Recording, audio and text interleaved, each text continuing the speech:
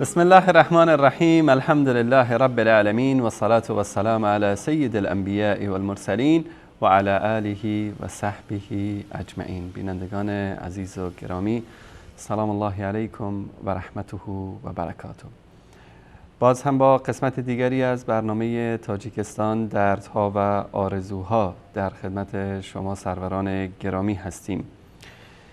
امیدواریم که الله سبحانه و تعالی این برنامه رو مفید قرار بده برای عزیزانمون در تاجیکستان و گامی باشه در راستای بیداری این ملت تا از زیر بار و یوغ ظالمان و ستمگران و طواغیت رهایی بخشن. طبق معمول در شروع برنامه امروز بعضی از گزارش هایی رو که از داخل تاجیکستان عزیزان ما فرستادن در رابطه با محدودیت هایی که برای ریش، مسجد و شعائر دین در اونجا ایجاد کردن رو مرور خواهیم کرد و بعضی از تصاویر و ویدیوهایی که برایمون فرستادن با هم میبینیم و سپس به موضوع این هفته برنامه که دوستی و دشمنی در راه الله سبحانه و تعالی است میپردازیم. عزیزانی که دوست دارن در مورد دوستی و دشمنی در راه الله سبحانه و تعالی که یکی از پایه ها و یکی از اسس عقیده هر مسلمان هست مشارکت داشته باشن، صحبت داشته باشن، میتونن مطالب خودشون رو آماده بکنن و سعی کنن اگر میخوان مختصر و مفید صحبت بکنن این مطالب رو بنویسن و ما تقریبا حدود 1 ساعت بعد در خدمت شما عزیزان خواهیم بود و صدای گرم شما بزرگواران رو خواهیم شنید. سعی کنید که مطالبتون رو جمع جور بکنید و مختصر و مفید در رابطه با موضوع برنامه صحبت بکنید. چرا؟ هدف از انتخاب این موضوع اینه که ما قبل از اینکه بخوایم بقیه موارد رو در موردش صحبت بکنیم دیدیم که واقعا ما یک مشکل داریم در جامعه. خیلی از رجال دین، رجال دولت، از عموم مسلمان ها در تاجیکستان و در خیلی از کشورهای دیگر اسلامی اون مفهوم و معنای حقیقی لا اله الا الله رو متوجه نیستن. دوستی و دشمنی در راه الله سبحانه و تعالی یکی از ویژگی های عقیده اسلامی است که باید هر انسان مؤمن، هر انسان مسلمان، میخواد رئیس جمهور باشه، میخواد وزیر باشه، میخواد افسر ارتش و پلیس و سرباز و کارمند دولت و امام مسجد و عالم دین، هر کی میخواد باشه باید این رو مراعات بکنه. چرا؟ قضیه دوستی و دشمنی در دین مبین اسلام خط فاصل یا مرز یا سرحد بین اسلام و کفر است. 1 قدم اونورتر گذاشتی از دایره اسلام خارج شدی و اگر 1 قدم به عقب برگشتی در داخل اسلام میمانی و میتونیم به تو عنوان یک مسلمان رو خطاب بکنیم.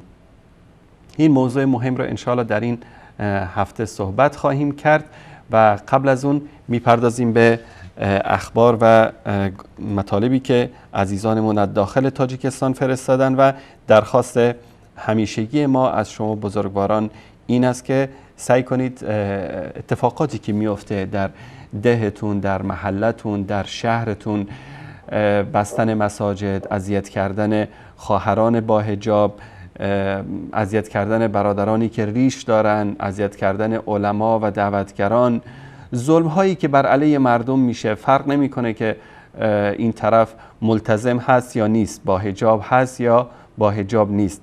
وقتی که انسان مسلمان ولو این که ببینه که یک مسلمانی داره بر یک کافری ظلم میکنه باید جلوی اون رو بگیره، چون ظلم کردن بر هیچ کس جایز نیست، چه کافر باشه چه مسلمان. این تصویر رو احمد آقای گل نشون بده. من یک لحظه احمد جان قبل از اینکه بپردازم به این تصاویر، این مطالبی که در شبکه پخش میشه، چه تصاویر، ویدیوها یا مطالبی که فرستاده میشه، به هیچ عنوان نظر شبکه جانی وصال حق نیست و ما این اخبار رو نه 100% تایید میکنیم و نه 100% رد میکنیم. بینندگان این مطالب رو فرستادن، مسئولیت صحت و سقم این مطالب بر دوش بیننده ها هست و شبکه جهانی وصال حق هیچ گونه مسئولیتی در قبال این مطالب نداره. و اگر کسایی که در این تصاویر یا در ویدیوهایی که ما پخش میکنیم بیگناه هستن یا فکر میکنن که اشتباهی صورت گرفته یا دسیسه‌ای در کار است، میتونن از طریق ایمیل live@wasalfa.tv یا از طریق ایمیل شخصی من برای ما پیام بفرستن و مدارکی در عدم صحت این عکس ها و یا اخباری که نشر میشه برای ما ارسال بکنن و ما از این کسی که در رابطه با اون خبر پخش شده باشه رسما در تلویزیون معذرت میخوایم و اون مطلب رو پخش نمی کنیم. این تصویری که در اینجا میبینید تصویر همون محدودیت هایی است که برای افرادی که ریش دارن و برای افرادی که ظاهر ملتزم به دین مبین اسلام دارن هست و هنوز هم حمله بر علیه ملتزمین و کسانی که یعنی ریش دارن به مسجد میرن یا زنهای با حجاب ادامه داره. این منطقه ناحیه جلال الدین رومی است که یک برادر ریشدار رو اجباراً برده ریشهایش را می تراشند. این تصویر رو برای ما عزیزان فرستادن از این منطقه، از ناحیه جلال الدین رومی در تاجیکستان. تشکر می کنم احمد جان عزیز و همچنین ویدیویی هم در این رابطه فرستادن که این ویدیو رو احمد جان اگر پخش بکنید.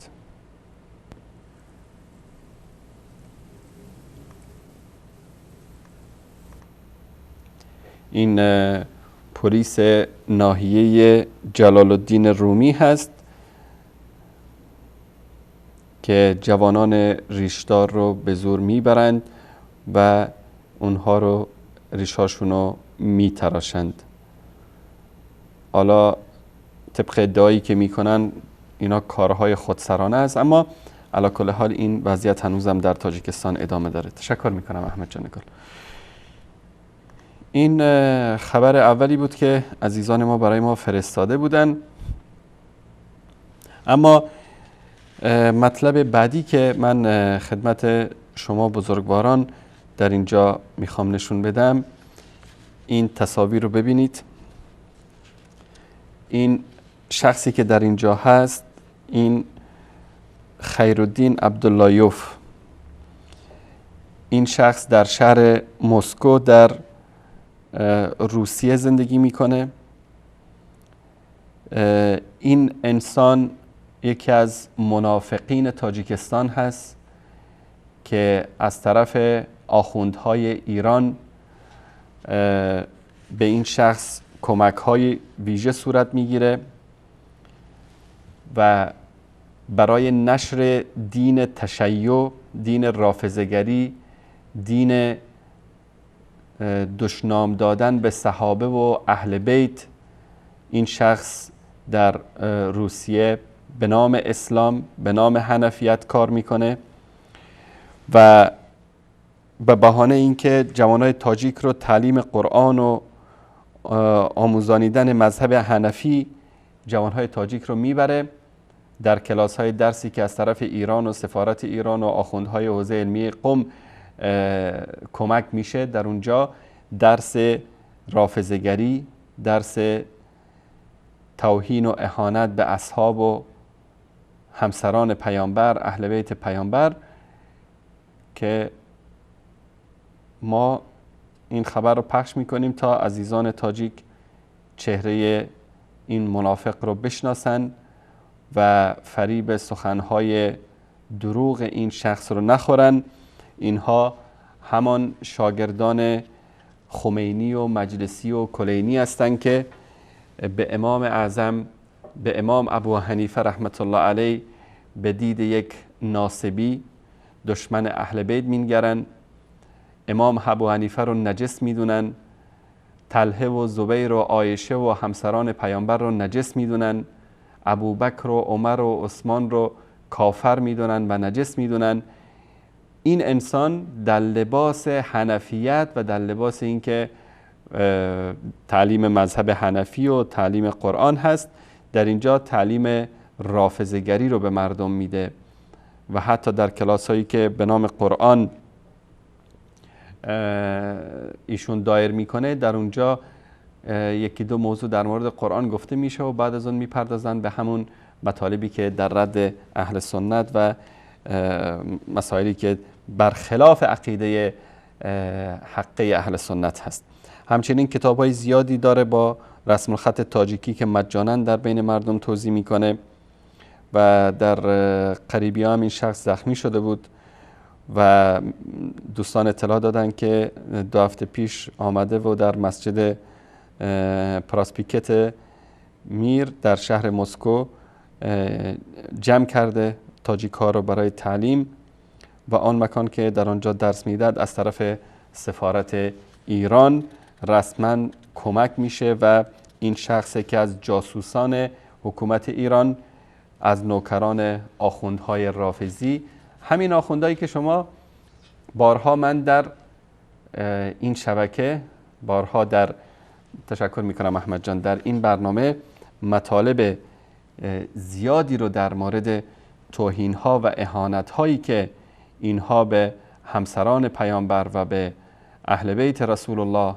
صلی الله علیه و آله و سلم کردن رو پخش کردیم و اینکه نظرشون در مورد ام المؤمنین عایشه صدیقه رضی الله تعالی عنها، در مورد اصحاب و اهل بیت رسول الله صلی الله علیه و آله و سلم بر کسی پوشیده نیست. یعنی تا الان اگر کسی بیاد بگه که والا این حرفایی که شما میزنید ما نمیتونیم باور بکنیم، این شخص یا دروغ میگه و یا از حقیقت بیخبر است. یعنی واقعا مطالبی که نشون داده شده و موضوعاتی که از بین اینها، از مجالس اینها بارها و بارها در این شبکه‌ها پخش شده، هیچ مجالی برای شک نمیگذاره. من قبلا هم اشاره کردم که حتی در بیسه حج ایران بارها اتفاق افتاده که حجاج تاجیکی رو بردن و در اونجا کلاس هایی گذاشتن برای اونها و در این کلاس ها مردم رو دعوت کردن به سوی تشیع، دعوت کردن به سوی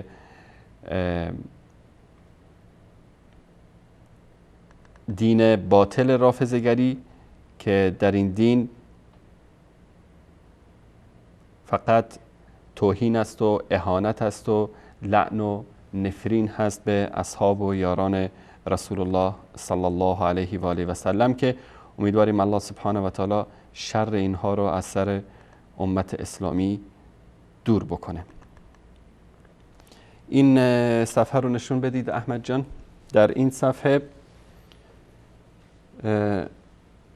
آقای امام علی رحمانوف رئیس جمهور تاجیکستان گفته که مگر با یک سطر حجاب بستن در بهشت باز می شود؟ و من نمیدونم که ایشون خودشو عالم دین میدونه، مفتی میدونه.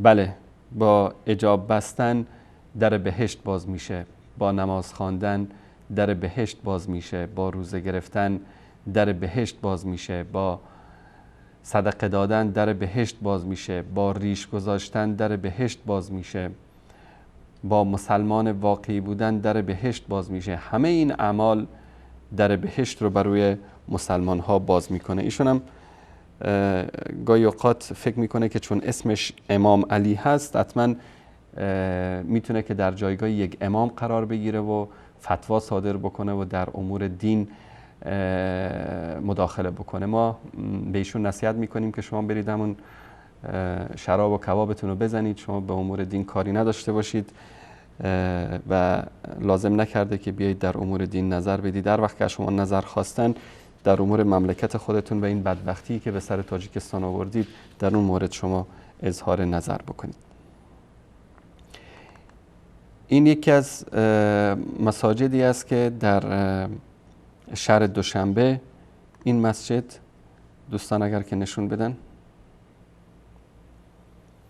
این مسجد به نام مسجد خمینی نامگذاری کردن،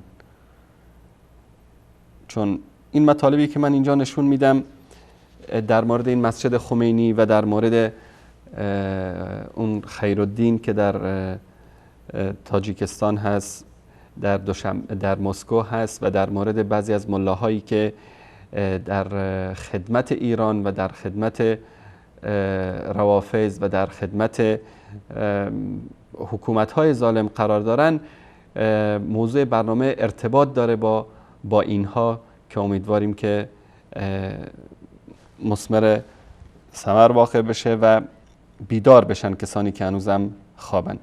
این همون خمینی است که به ام المؤمنین عایشه صدیقه رضی الله تعالی عنها توهین میکنه، به عمر رضی الله تعالی عنه توهین میکنه و این انسانهای از دنیا بیخبر آمدن مسجدی رو که در اونجا اهل سنتی که عشق میورزن به ابوبکر و عمر و عثمان و علی و عایشه، در اونجا این مسجد رو به اسمش نامگذاری کردن. احمد جان اگر صدای این رو داشته باشی.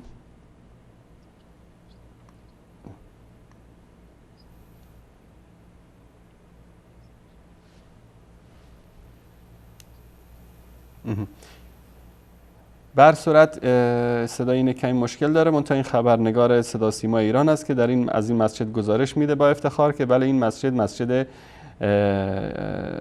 در تاجیکستان است که به اسم خمینی نامگذاری شده. اگر بشه من اینو در اینجا باز بکنم. احمد جان ببین الان میتونی صداشو پخش بکنی؟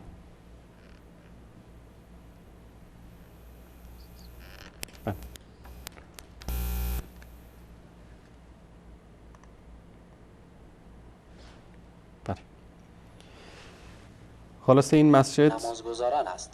مردم این روستا سالها قبل با عشق پاک خود به امام خمینی رحمت الله علیه تمام دارایی معنویشان را به نام این بزرگ مرد کردند که نشان از علاقه آنها به امام راحل است. آدمی که آمده، انسانی که آمده جمهوری اسلامی ایران را تشکیل داده است، آدم خوب است و باید نامش زنده بماند.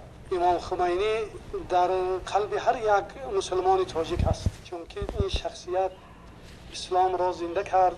خانه‌مون هم هست، عکسش صورتش هست، در خانه‌مون هست. حتی به گفته روستاییان به واسطه نامه امام راحل رحمت الله علیه به گورباچوف، مردم روستایی نیکان داوطلبانه نام این مسجد را به نام امام خمینی رحمت الله علیه تغییر دادند. خمینی اسلام را میخواهد و ما همچنین که نقش امام خمینی در احیای اسلام هم در ایران و هم در جهان خیلی روشن و واضح است و نامگذاری این مسجد به نام امام خمینی این کمترین کاری است که مردم تاجیک در قبال زحماتی که امام خمینی در این زمینه کشیدن می شود نامبر کرد. پس از فروپاشی شوروی بسیاری از مردم کشورهای آسیای مرکزی از جمله تاجیکستان با بهره‌مندی از تعلیمات امام راحل رحمت الله علیه به حفظ و احیای ارزش‌های اسلامی بیشتر علاقه‌مند شدند. بله، حالا بیایم یک سری بزنیم به تعلیمات این امام راحل اینها که لعنت الله و ملائکه و همه جن و انس بر وی باد، که این امام راحل اینها چه عقیده‌ای داشته. من امیدوارم که عزیزان تاجیک ما، خواهران و برادران تاجیک، اونایی که فریب این زندیق رو خورده بودند، ببینن که عقیده خمینی در مورد این کتاب رو نشون بده. احمد جان، این کتاب الطهاره است، تالیف خمینی، جلد سوم، مؤسسه تنظیم و نشر آثار امام خمینی رو چاپ کرده. در صفحه 457 در اینجا در مورد طهارت ناسب، در اینجا میگه که در مورد نواسب صحبت میکنه، اما میگه که مثلا کسانی دیگری که بر علیه امیرالمومنین قیام کردن یا بر علیه او جنگیدن، نه به خاطر تدین بلکه به خاطر مخالفت با او در ملک، و مانند عایشه و زبیر و طلحه و معاویه، یا کسانی که دشمنی و عداوت داشتن با یکی از ائمه علیهم السلام، نه به خاطر تدین بلکه به خاطر عداوت قریش، بنی هاشم یا عرب، یا به خاطر اینکه قاتل پسرش یا پدرش یا غیر ذالک باشه ظاهرا نجس نیست. و ان کانوا اخبث من الکلاب والخنازیر، گرچه خبیث‌تر از سگ‌ها و خوک‌ها هستند.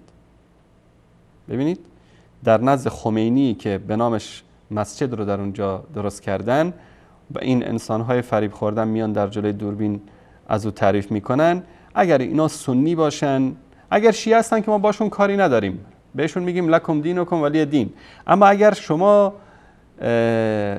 سنی هستید، اهل سنت هستید، به مادرتان عایشه خمینی میگه که از سگ و خوک هم نجستر است. حالا خود دانید که امام راحل میدونید و هر چیزی که میدونید اختیار با شما عزیزان هست.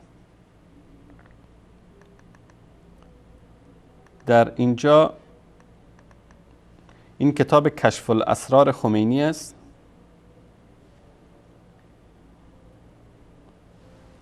در اینجا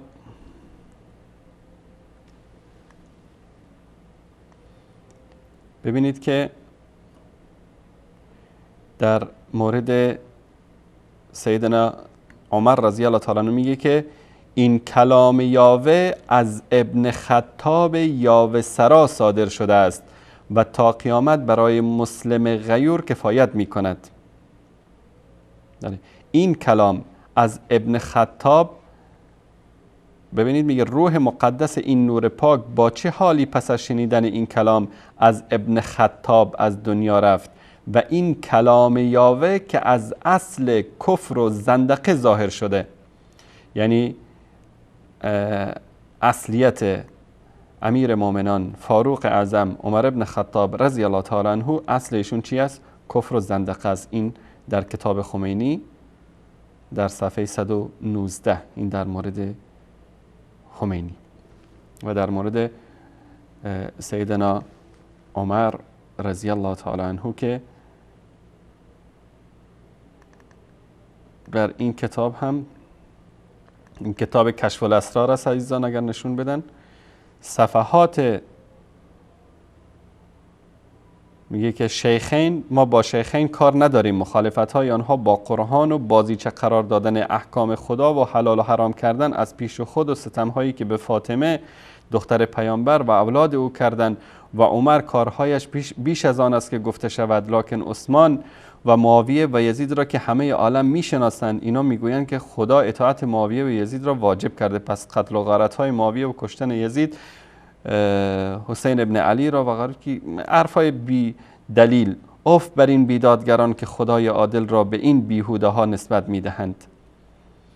طمع و هوس هایی که در هر زمان حق و حقیقت را پایمال کرد، آن روز نیز کار خود را کرد و به شهادت تواریخ معتبر اینان به کار دفن پیامبر مشغول بودند که جلسه سقیفه ابوبکر را به حکومت انتخاب کرد و این خشت کج بنا نهاده شد. این حرف خمینی است.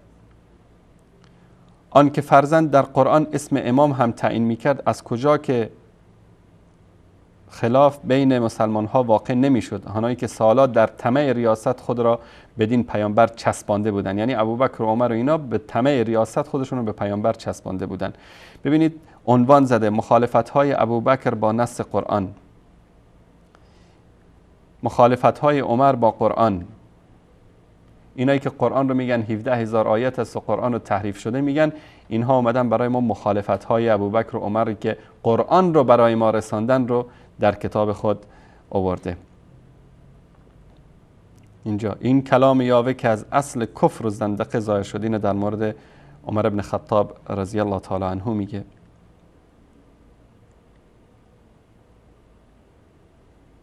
ببینید ترک ریاست برای گفته خدا نمی کردن، منتها چون ابوبکر ظاهر سازیش بیشتر بود، با یک حدیث ساختگی کار را تمام می کرد. والعیاذ بالله. اینا همه مطالبی است که اینجا توهین به رسول الله صلی الله علیه و سلم که خمینی زندیق به رسول الله تهمت میزنه. ببینید چی میگه؟ ما در اوایل این گفتار ثابت کردیم که پیامبر از این که امام را با اسم و رسم در قرآن ذکر کند میترسید. لا حول ولا قوة الا بالله. رسول الله صلی الله علیه و سلم رو ترسو معرفی میکنه خمینی زندیق در کتاب خودش که مبادا پس از خودش قرآن را دست بزنند یا اختلاف بین مسلمان ها شدید شود و یکسره کار اسلام تمام شود. خب شما خب میگید قرآن رو دست زدن، تحریف کردن، از بین بردن. ببینید که چطور میان رسول الله صلی الله علیه و سلم رو که شجاعترین بشر بودن، ایشون رو ترسو معرفی میکنه به خاطر اینکه توجیه بکنه که چرا قضیه امامت در قرآن کریم نیامده. اینجا ببینید این خبیث زندیق میاد طوری با رسول الله صلی الله علیه و سلم برخورد میکنه که انگار بقال سر کوچه‌اش بوده. ببینید چی میگه در اینجا، میگه که و اینجا گواهی از قرآن میآوریم که در اظهار امامت به اسم و رسم محافظه کاری میکرد و از منافقان ترس داشته است. ببینید میگه که رسول الله صلی الله علیه و سلم محافظه کاری میکرد و از منافقان ترس داشته. ببینید در اینجا چی میگه، به واسطه این قرائن احادیث کثیر معلوم شود که پیغمبر در تبلیغ امامت خوف از مردم داشته و اگر کسی رجوع به تواریخ و اخبار کند میفهمد که ترس پیامبر بجا بود و او نیز تبلیغ کرد و درباره آنها کوشش کرد تا آخرین نفس، ولی حزب مخالف نگذاشت کار انجام شود. خلاصه این صفحاتی است از کتاب این زندیق. تشکر میکنم احمد جان. کتاب کشف الاسرار که بعد از انقلاب این کتاب رو ممنوع کردن و در ایران چاپ نمیشه و اگر من بخوام که توهین ها و اهانت هایی که خمینی کرده به صحابه، به رسول الله، به امهات المؤمنین، این ساعت ها وقت میگیره و قبلا هم در این مورد صحبت شده در این شبکه که نیازی نیست. منتها این فیلم رو پخش کردیم و تا ببینید که اینایی که فریب خمینی و نظام خمینی و ولایت فقیه و حکومت به ظاهر اسلامی اینا رو خوردن در تاجیکستان، چهره واقعی اینها رو بشناسن. این مطلب رو عزیزان فرستادن، خیلی چیز جالبیه. من گرچه میخواستم در این مورد مفصل صحبت بکنم، منتها به اندازه این احمقانه هست این مطالبی که اینها در این کتاباشون می نویسن و پخش میکنن. این کتاب به اصطلاح بیولوژی است، بیولوژیا که بهش میگن در تاجیکستان. در این کتاب همون نظریه داروین که قضیه حاصل خلقت انسان رو ما مسلمان ها اعتقاد داریم که الله سبحانه و تعالی آدم علیه السلام را آفرید، بعد از ایشون مادرمون حوا به وجود آمدن و بعد الله سبحانه و تعالی اینها رو به خاطر نافرمانی که کردن از جنت خارج کرد و در زمین اینا رو خلیفه قرار داد و اینکه از نسلشون انسانها به وجود آمدن و تا به امروز که رسیدن. اما داروین، چون چهره داروین خیلی شبیه به میمون بود، این از خردسالی وقتی که با این نگاه می کرد و میرفت باغ وحش میمونا رو نگاه می کرد، شباهت زیادی بین چهره این دوتا وجود داشت. به خاطر همین این مشکل نفسی داشت، یعنی داروین مشکل نفسی داشت و دیگه آخر اعلان کرد که بله اصلش، البته اصل انسان‌ها رو میگفتن، اما میگیم ایشون به این نتیجه رسید که اصل خودش از میمون هست. این نظریه یعنی در دهه 60 میلادی و دهه 60 و 70 علما قبل از اینکه مسلمان ها پاسخ اینا رو بدن، خود علما اومدن این عقیده رو کلا رد کردن و باطل بودن و هذیان بودن این مسئله برای هر انسان عاقلی ثابت است. اما هنوزم میمون هایی هستن در تاجیکستان که داروین رو دوست دارن و خیلی دوست دارن که پدر بزرگشون میمون باشه یا ایشون نوه میمون باشن. ما به اونا تبریک میگیم، مبارکشون باشه. مثلا فلان اوف ابن فلانوف ابن فلانوف ابن میمون، این جد ایشون که گوریلا هست و میمون هست و هر چی هست براشون مبارک باشه. اما وقت تلف کردن برای این نظریه‌ای که اصلا علم در زبالدان تاریخ انداخته این نظریه رو و علما کتاب‌های مفصلی در این مورد نوشتن قضیه به اصطلاح اینکه انسان تطور پیدا کرد و اول میمون بود و بعد تبدیل به انسان شد، یک نظریه باطل دروغی هست که کشفیاتی که نشون داده که جمجمه هایی از انسان ها پیدا شده که میلیون ها سال عمر داره و این نظریه داروین رو کلاً از بین میبره و نیازی نیست که ما بخوایم در این مورد مفصل صحبت بکنیم. هر انسانی که عاقل باشه این رو میدونه. این مطلب بود که عزیزان فرستاده بودن. یک ویدیویی هم از این کتاب گرفتن، اگر که احمد جان اینو پخش بکنید. بله، این تصویری است از این کتاب.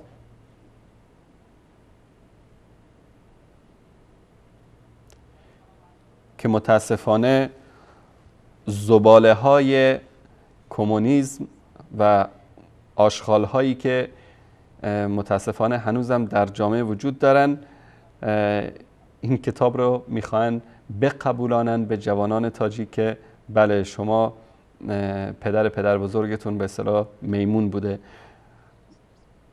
بله، اینا رو در کلاس ها به اصطلاح در مدارس اینا رو تدریس میکنن به دانشجوها. و جالب است که یعنی شما ببینید نظامی که کلا در دنیا فرو پاشید و مفکوره‌ای که اصلا به زباله‌دان تاریخ انداخته شد، من نمیدونم که چه فکر کردن ملت تاجیک رو که هنوزم میخوان این کتاب ها و این مسائل رو به خورد مردم بدن. تشکر میکنم احمد آقای گل. این مطلب اصلا قابل این نیست که ما در موردش وقت خودمون رو تلف بکنیم و غیر از میمونزاده ها فکر نکنم کسی دیگری اهمیت قائل باشه برای این مسئله. من یک نمونه از ادب و اخلاق و برخورد یک معلم رو در یکی از مدارس تاجیکستان من خدمتتون نشون میدم. ببینید که اینها مربیانی هستن که باید آینده تاجیکستان رو تربیت بکنن. ببینید چگونه با یک شاگرد برخورد میکنه. اینها همینایی هستن که به اصطلاح فکر میکنن جدشون میمون است و همون رفتارهای میمونی رو با انسان ها میکنن در مدارس تاجیکستان. با هم میبینیم اینو.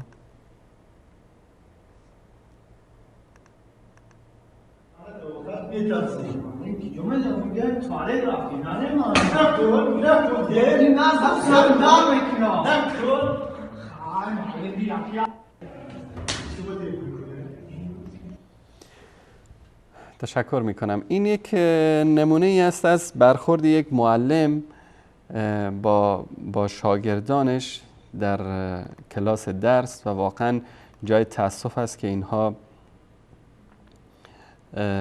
اینطوری برخورد بکنن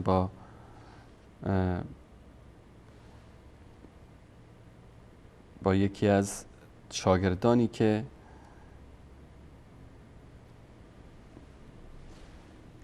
باید با اخلاق و با معرفت بزرگ بشن و به اینها اهتمام داده بشه. و این برخورد یک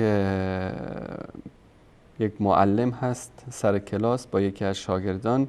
من نمیدونم که با این اخلاق و با این برخوردشون چی رو میخوان یاد بدن به این شاگردان و چی میخوان تربیت بکنن. واقعا باید انسان متاسف باشه برای این گونه انسان ها. و من یک کلیپ جالبی دارم که مرتبط هست با این موضوع که انشالله اگر که فرصت شد من خدمتتون پخش میکنم. برخورد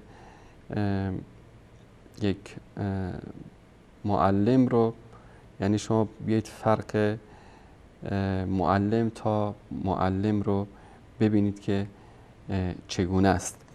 در یک جایی با این وضعیت برخورد میشه و در جای دیگر یک معلم و یک مدیر مدرسه چگونه با شاگردانش برخورد میکنه که انشاءالله من این کلیپ رو اگر بتونم اینجا براتون پیدا بکنم.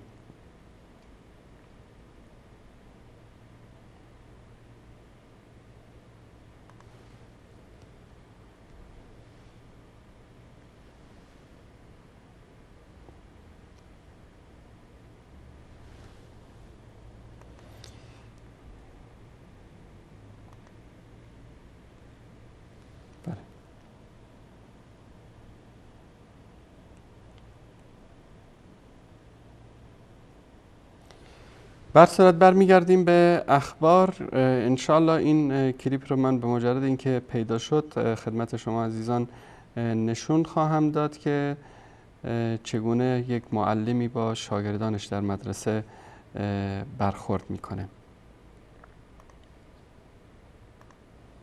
مطلب بعدی رو خدمت شما عزیزان نشون بدم. احمد جان، این یکی از مساجدی است که در شهر دوشنبه در محله قریه بالا، کوچه ده بالا، که برادر مفتی تاجیکستان به نام اسمت الله با چند کارمند پلیس و امنیت میان و مثل اینکه توی یک عروسی جای اومده باشن و این مسجد رو میبندن و دلیلشون هم این است که این مسجد شما حجت ندارد.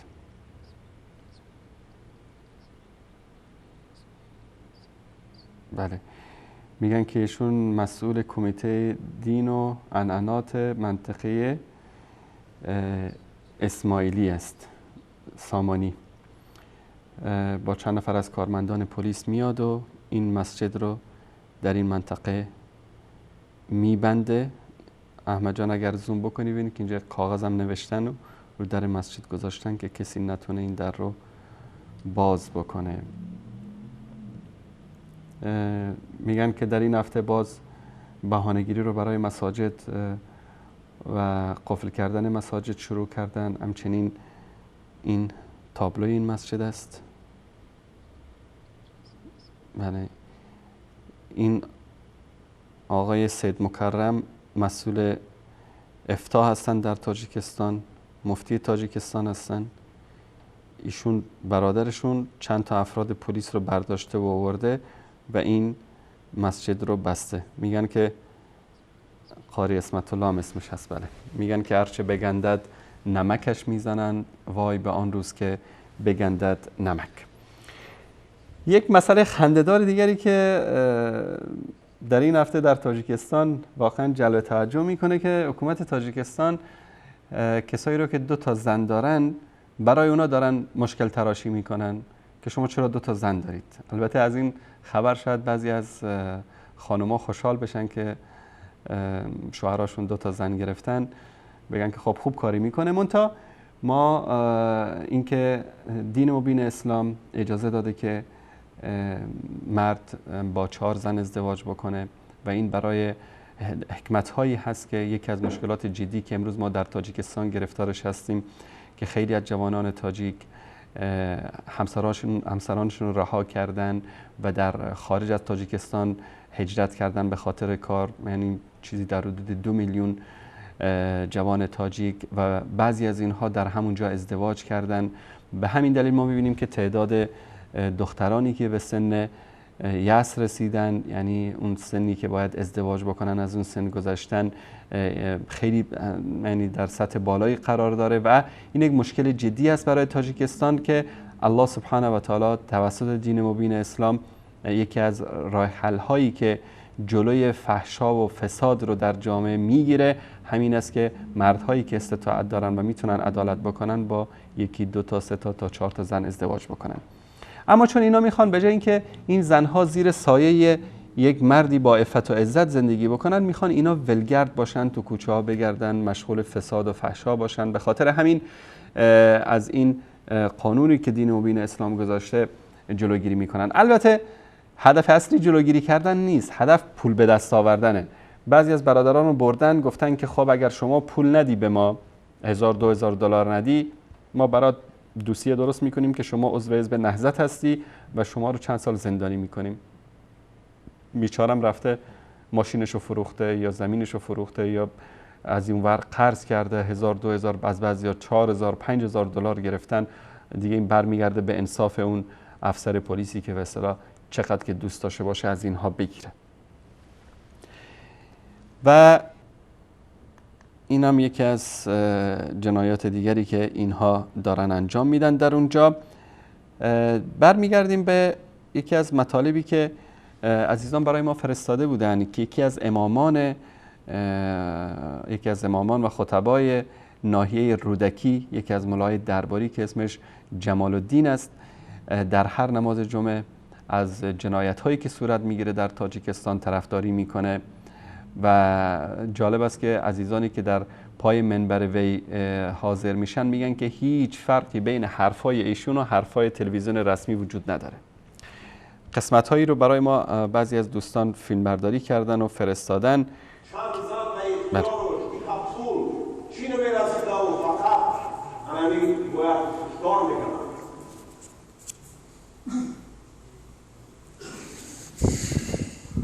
اون چند تن از افسران کشته شده برای وطن خود جانشان را دریغ نداشتند، اما بگوید که برای کدام گناه حاجی حلیم آنها را کشت و فرزندان یتیم مانده آنها را چی جواب بگیم در پیش فرزندان شما؟ بله. این قسمت های سخنرانی ایشون بود که همون اشاره داشت به همون سریال و به اصطلاح درامه و فیلمی که خودشون درست کرده بودن، جریان آج حلیم و نمیدونم فلان و یعنی که یک مترسکی، یک تئاتری خودشون درست کرده بودن که مردم رو سرگرم بکنن مدتی و حتی بیچاره از روی برگم نمیتونه درست بخونه این مطالب رو. خب تشکر میکنم از شما عزیزان. این مطالبی بود که بخشی از مطالبی بود که عزیزان ما فرستاده بودن و میان برنامه میبینیم و انشالله میپردازیم به موضوع اصلی برنامه. با ما همراه باشید.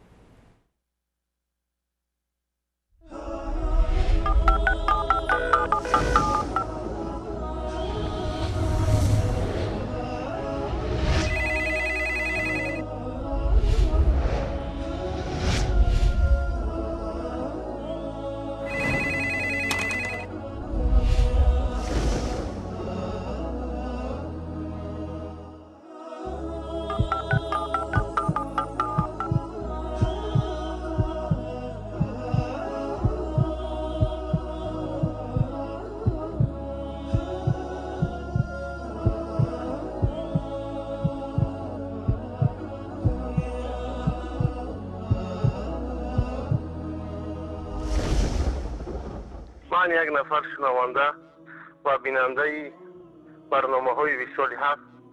میخواهم بعد گفته های خود را به این شبکه و این پیامگیر بذارم و گفتنی هستم که لعنت بر همون خیل حکومتی که در ساعت 12 شب تن فروش ها و معتادهای او آزاد در کوچه های دوشنبه میگردند، اما کسانی که دارای ریش و سطر می باشند در روزی روشن هم جرأتی از خانه بیرون برآمدن را ندارند. و سلام علیکم و رحمت الله.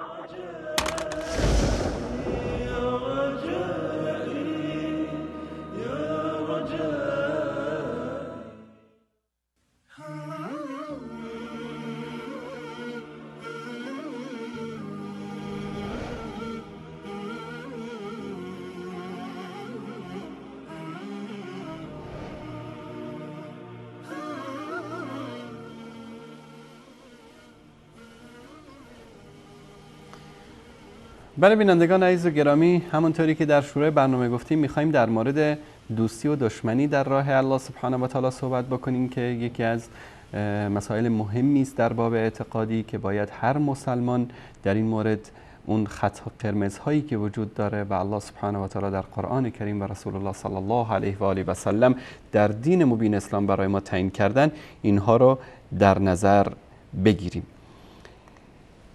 قضیه دوستی و دشمنی در راه الله سبحانه و تعالی یکی از ویژگی های مهم جامعه اسلامی است. عقیده ولا و برا یا دوستی و دشمنی در راه الله سبحانه و تعالی.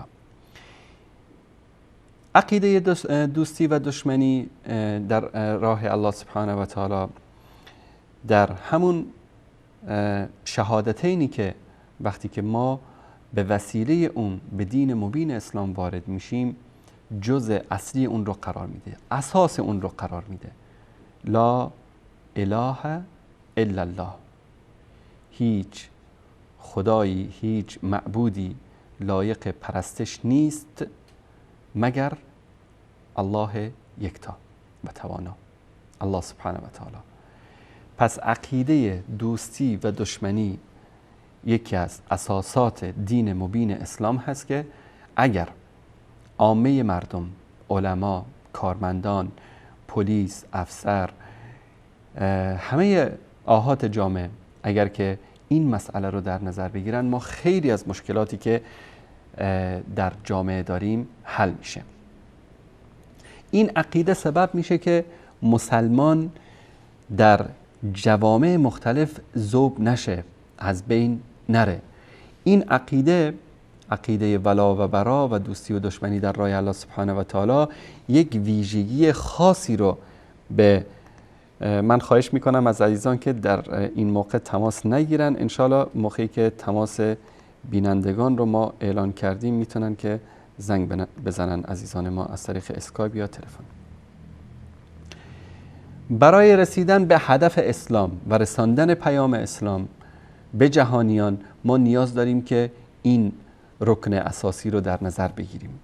برای امر به معروف و نهی از منکر و دعوت مردم ما نیاز داریم که این رو در جوامع خودمون در نظر بگیریم. مسئله دوستی و دشمنی رو در راه الله سبحانه و تعالی. میایم برای بررسی این عقیده شروع میکنیم از قرآن کریم که الله سبحانه و تعالی در آیات متعددی در مورد ولا و برا یا دوستی و دشمنی در راه الله سبحانه و تعالی صحبت میکنه. اولین آیه‌ای که میخوام خدمت شما عزیزان بیان بکنم در سوره توبه آیه 71 است. احمد جان اگر این آیه رو نشون بدی. این آیه است که با صدای شیخ سعد الغامدی انشاءالله این آیه رو میشنویم.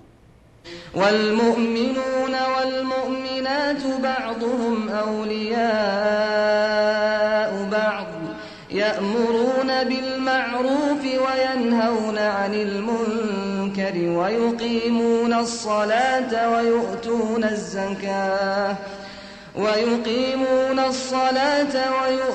الزكاة ويطيعون الله ورسوله أولئك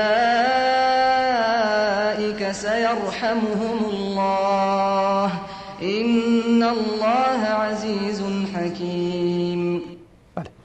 در اینجا الله سبحانه و تعالی میفرماید که مردان مؤمن و زنان مؤمن یاور یکدیگرند. ما چی گفتیم؟ دوستی در راه الله سبحانه و تعالی و دشمنی در راه الله سبحانه و تعالی. امر به معروف و نهی از منکر میکنن. صفات کسانی که مؤمن هستند و دوست و یار و یاور هم دیگر هستند. نماز را برپا میدارن، زکات را میپردازن و الله و پیامبرش را اطاعت میکنن. اینانند که الله سبحانه و تعالی به زودی آنها را مورد رحمت خود قرار میدهد. بیگمان الله سبحانه و تعالی پیروزمند حکیم است. در این آیه دیدیم که الله سبحانه و تعالی وقتی که میاد صفات مؤمنین رو در اینجا بیان میکنه، یک از ویژگی های اینها این است که با هم یار و یاور هستند، دوست هم دیگر هستند. مؤمنین دوست هم دیگر هستند. منتها بیایم ببینیم که انسانی که مؤمن هست و نماز میخونه، زکات میده، پابند قوانین و اون دستوراتی که الله سبحانه و تعالی برای ما تعیین کرده هست، باید در مقابل کسانی که مؤمن نیستن، مسلمان نیستن، چه موقفی داشته باشه، چی کار باید بکنه. این رو الله سبحانه و تعالی در آیه 28 سوره آل عمران برای ما بیان میکنه. يتخذ المؤمنون الكافرين أولياء من دون المؤمنين ومن يفعل ذلك فليس من الله في شيء إلا أن تتقوا منهم تقاه ويحذركم الله نفسه وإلى الله المصير. بله، ببینید در این آیه مبارک الله سبحانه و تعالی یکی دیگر از صفات مؤمنین رو بیان میکنه که مؤمنین چی کار باید بکنن و چی کار باید نکنن. مؤمنین نباید کافران را به جای مؤمنان دوست و ولی خود بگیرند. در اون آیه بیان کرد الله سبحانه و تعالی که دوست و یاور شما کی است؟ مؤمنین هستند. در اینجا چی میگه؟ مؤمنین نباید کافران را به جای مؤمنین دوست و ولی خود بگیرند و هر کس چنین کند، کسی که این عمل را انجام بدهد، با الله هیچ رابطه‌ای ندارد و عهد و پیمان او با الله سبحانه و تعالی گسسته شده است، پاره شده است، از بین رفته است، مگر اینکه از آزار و اذیت آنها بترسید. در ظاهر با آنها و یعنی وقتی که شما از اونها بترسید، در ظاهر باید باشون مدارا بکنید، باشون دوستی بکنید، اما در دلتون باید اونها رو دشمن خود بپندارید و خداوند شما را از عذاب خیش برحذر می‌دارد و بازگشت همه شما به سوی الله سبحانه و تعالی است. این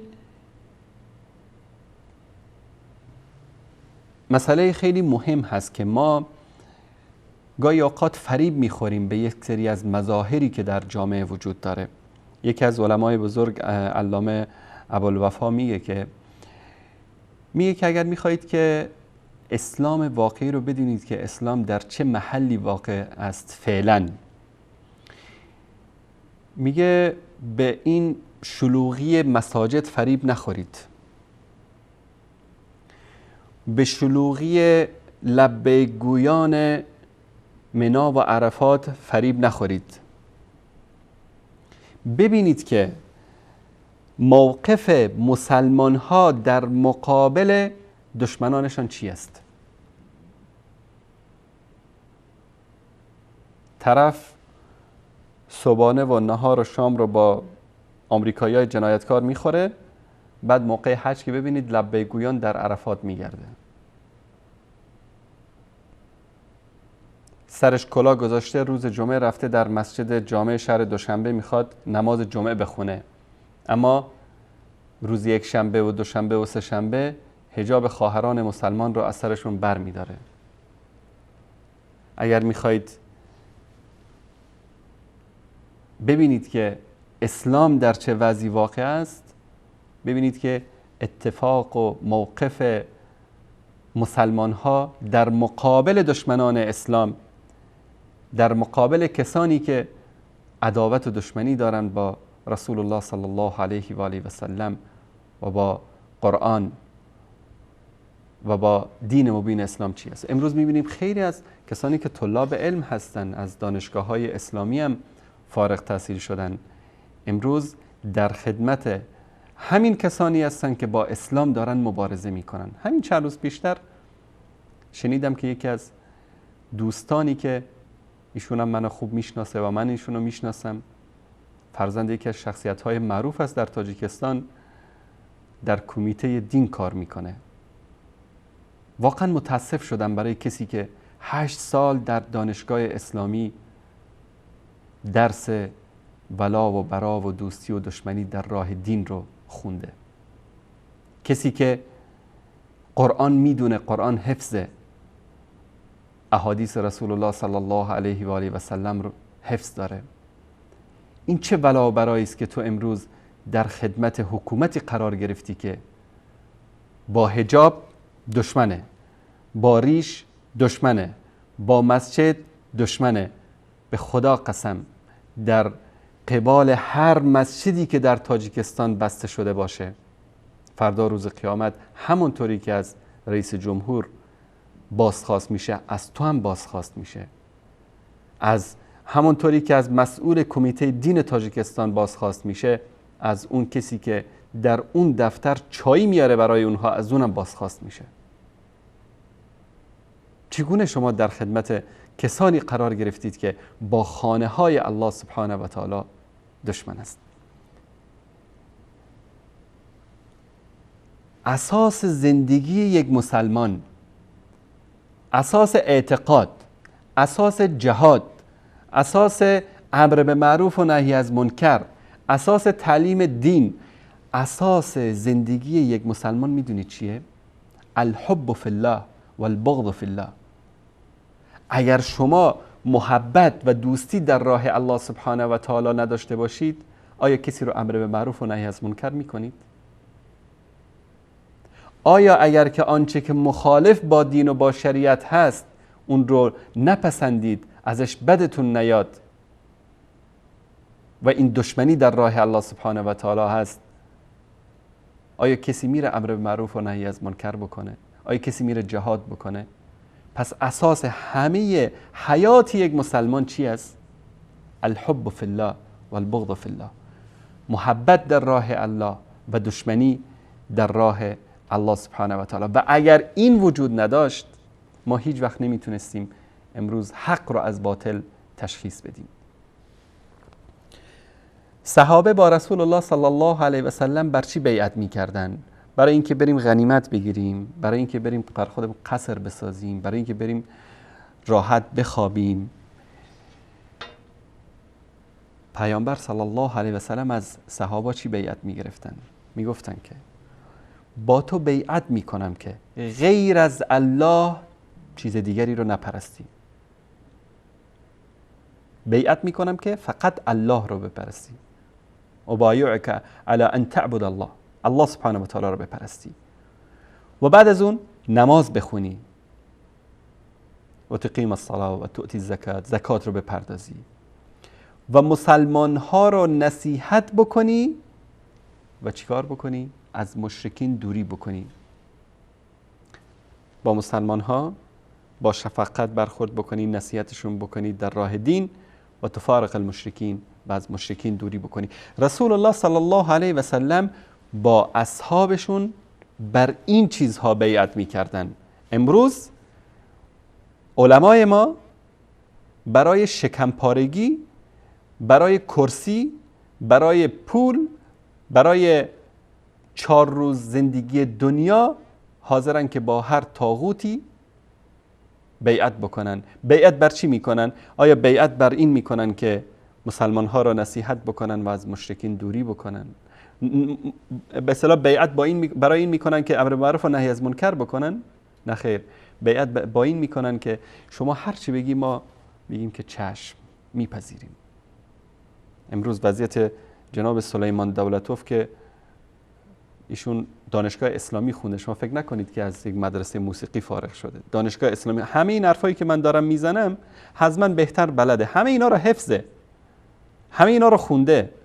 آقای سید مکرم ایشون همه این مطالب رو حفظه.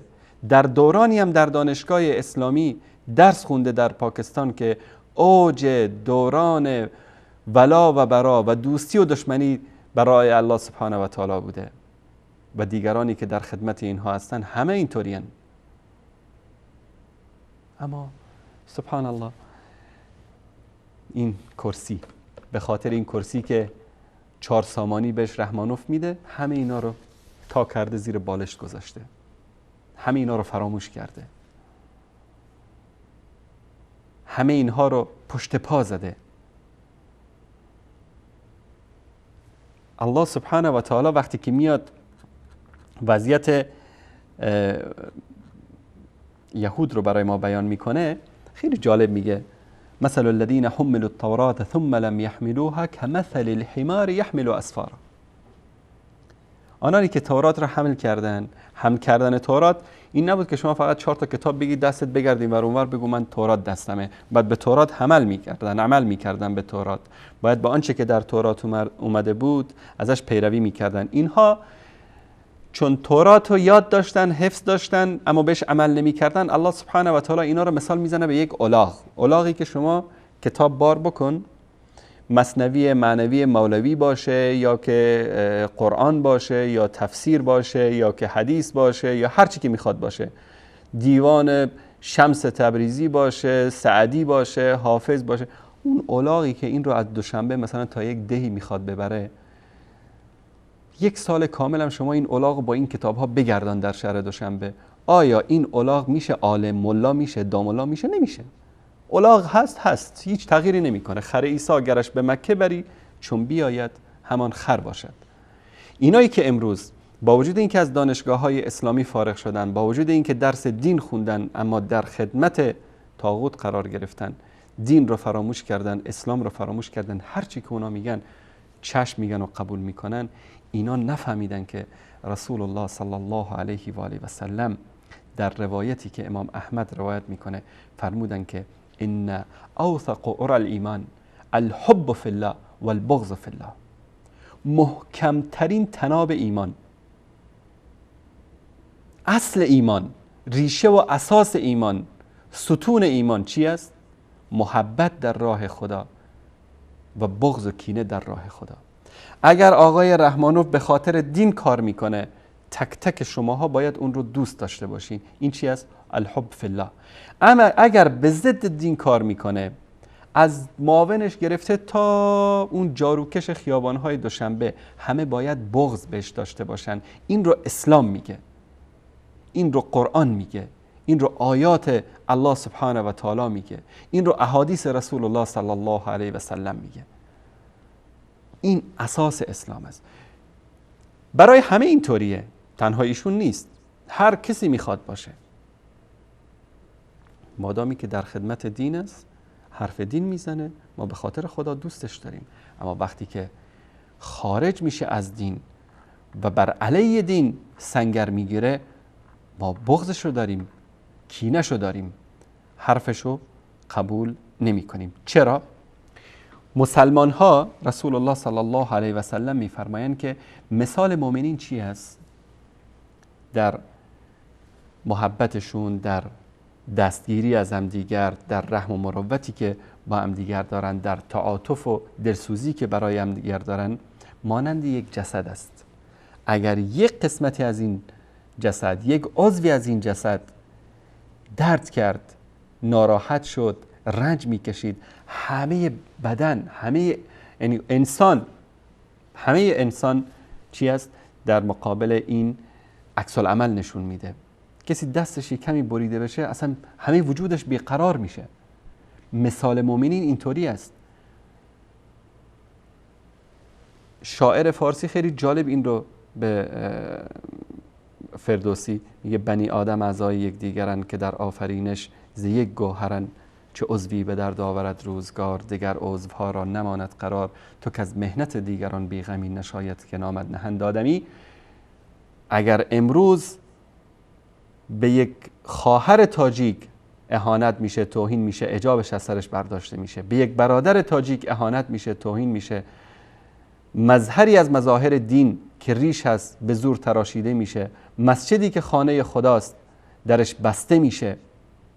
اگر سلیمان دولتوف، اگر سید مکرم، اگر علمای تاجیکستان، اگر اونایی که در نظام هستن یا خارج از نظام هستن سکوت میکنن، در مقابلشان باید گفت که نشاید که نامد نهند آدمی.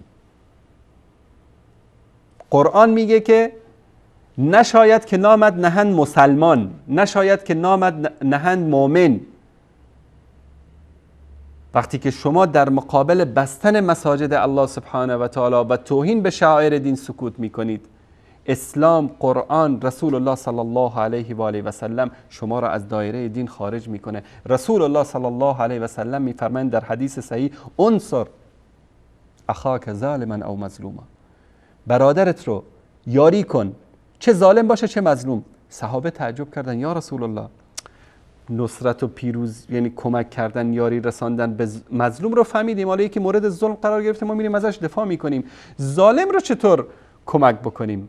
گفتن دستش رو نگه دارید از اینکه ظلم نکنه. اگر دیدید برادر مسلمانتون، دیدید یک پلیسی داره به زور حجاب یک خواهر مسلمانتون از سرش برمیداره، وظیفه شما اول این است که به اون خواهر مظلوم برید، اونو از دست اون نجات بدید. ثانیاً اونی که داره ظلم بهش میکنه به اون بفهمانید، نذارید که این ظلم رو بکنه. این وظیفه هر مسلمانی است که باید انجام بده. همچنین در حدیث متفق علیه که در بخاری و مسلم روایت شده، جریر ابن عبدالله رضی الله تعالی عنه روایت میکنه که با رسول الله صلی الله علیه و سلم بیعت کردن بر چی؟ بر نماز و زکات و نصیحت مؤمنین، مسلمان ها. و بر هر مسلمانی که مسلمان دیگری رو دوست داره واجب است که در راه دین او رو یاری بکنه. در راه دین یاری کردن چی؟ اگر میبینید که مشکلی در راه دین داره بهش یاد بدید، اون رو دستگیری بکنید. اگر نماز نمیخونه وظیفه شماست که برادر مسلمانتون تشویق بکنید به این که نماز بخونه و خیلی از مسائل دیگر. حالا عده‌ای شاید بگن که خب اینایی که مثلا این کارا رو میکنن جناب والا هستن و جناب فلان هستن و جناب وزیر هستن و جناب دولتوف هستن و جناب سید مکرم هستن و جناب آقا فلان و کسانی که شخصیت های بزرگ هستن. ما با اینها چطور برخورد بکنیم؟ من این رو از جواب اینها رو از قرآن کریم، این آیه مبارکه رو خدمتتون احمد جان نشون بده. الله سبحانه و تعالی در اینجا چی میگه؟ لا تجد قوما یؤمنون بالله والیوم الاخر. تو ای پیامبر هیچ قومی را که ایمان به الله و روز قیامت دارن نمیابی که چی کار میکنن؟ یعنی چی؟ خلاصه این که شما هیچ آدم مؤمن و مسلمانی رو پیدا نمی کنی که به الله و روز قیامت ایمان داشته باشه. یوادون من حاد الله و رسوله، که دوستی بکنن، محبت بکنن با کیا؟ با کسانی که با الله و رسولش دشمن هستن. یا الله، خب با الله و رسولش اگر بوش، اگر تونی بلر، اگر اوباما، اگر پوتین، اگر فلان، اگر الان با الله و رسولش دشمن باشه، خب ما با اینا دشمنی میکنیم. یا الله، اگر اینا از خودمون بودن، وزیرمون بودن، رئیس جمهورمون بودن، از قوم و قبیله خودمون بودن، تاجیک و پشتون و فارس و ایرانی و افغانی خودمون بودن، با اینا چی کار بکنیم؟ الله سبحانه و تعالی چی میگه؟ ولو کانوا آباءهم، اگر ولو این که پدرانشان باشن، او ابناءهم یا فرزندانشان باشن، او اخوانهم یا برادرانشان باشن، او عشیرتهم یا از قوم و قبیلهشون باشن.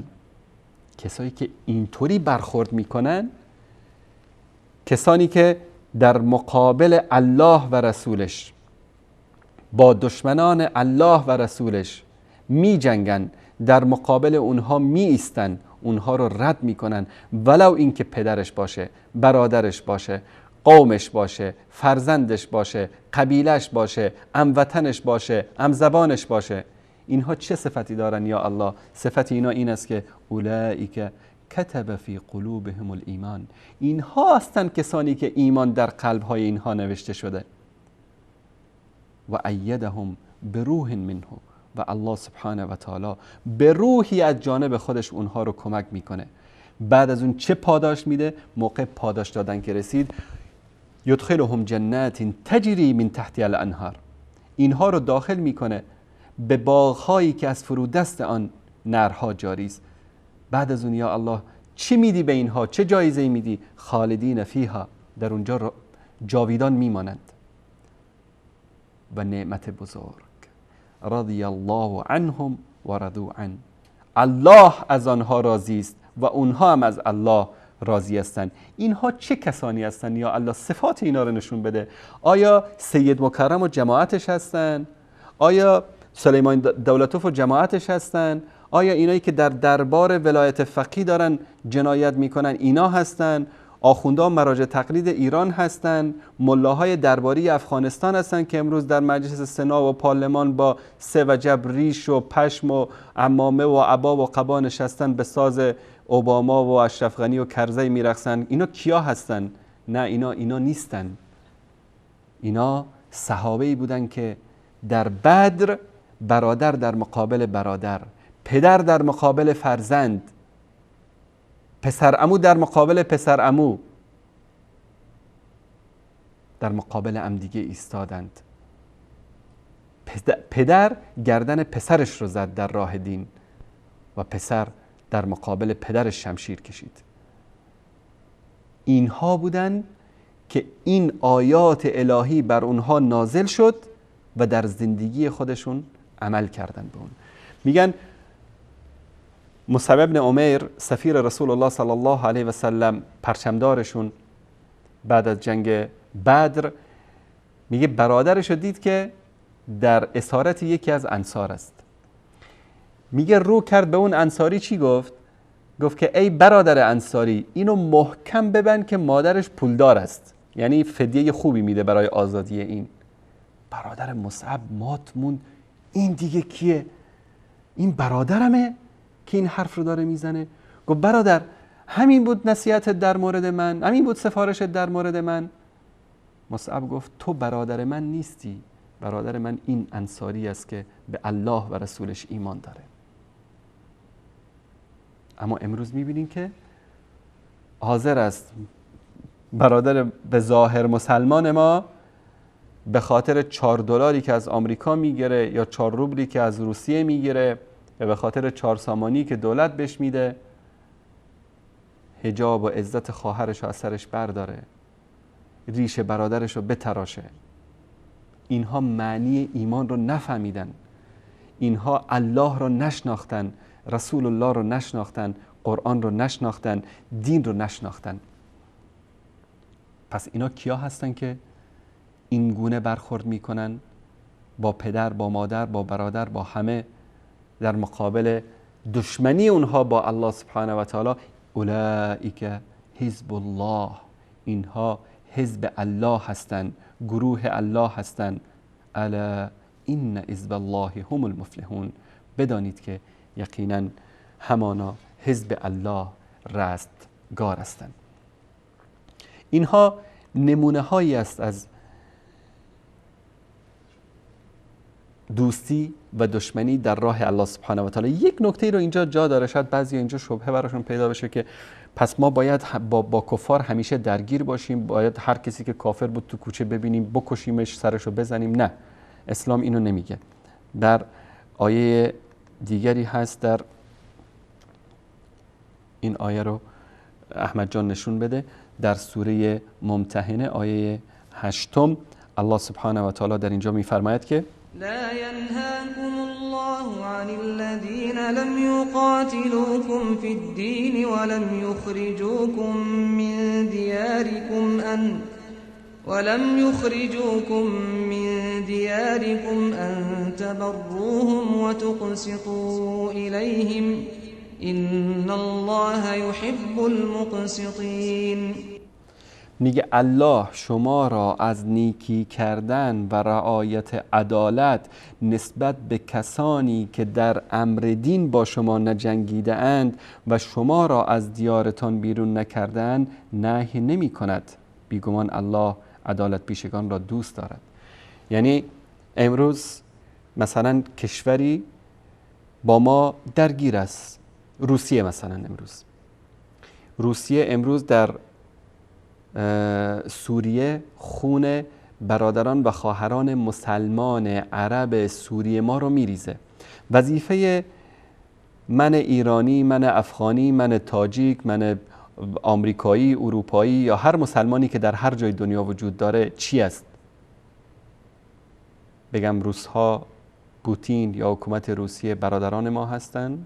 نه، ما اونها را بد میبینیم، دشمنشون هستیم و اگر دستمون برسه در جهاد علیه اونا شرکت میکنیم. به خاطر چی؟ که امروز بر برادران و خواهران مسلمان ما در سوریه ظلم میکنن.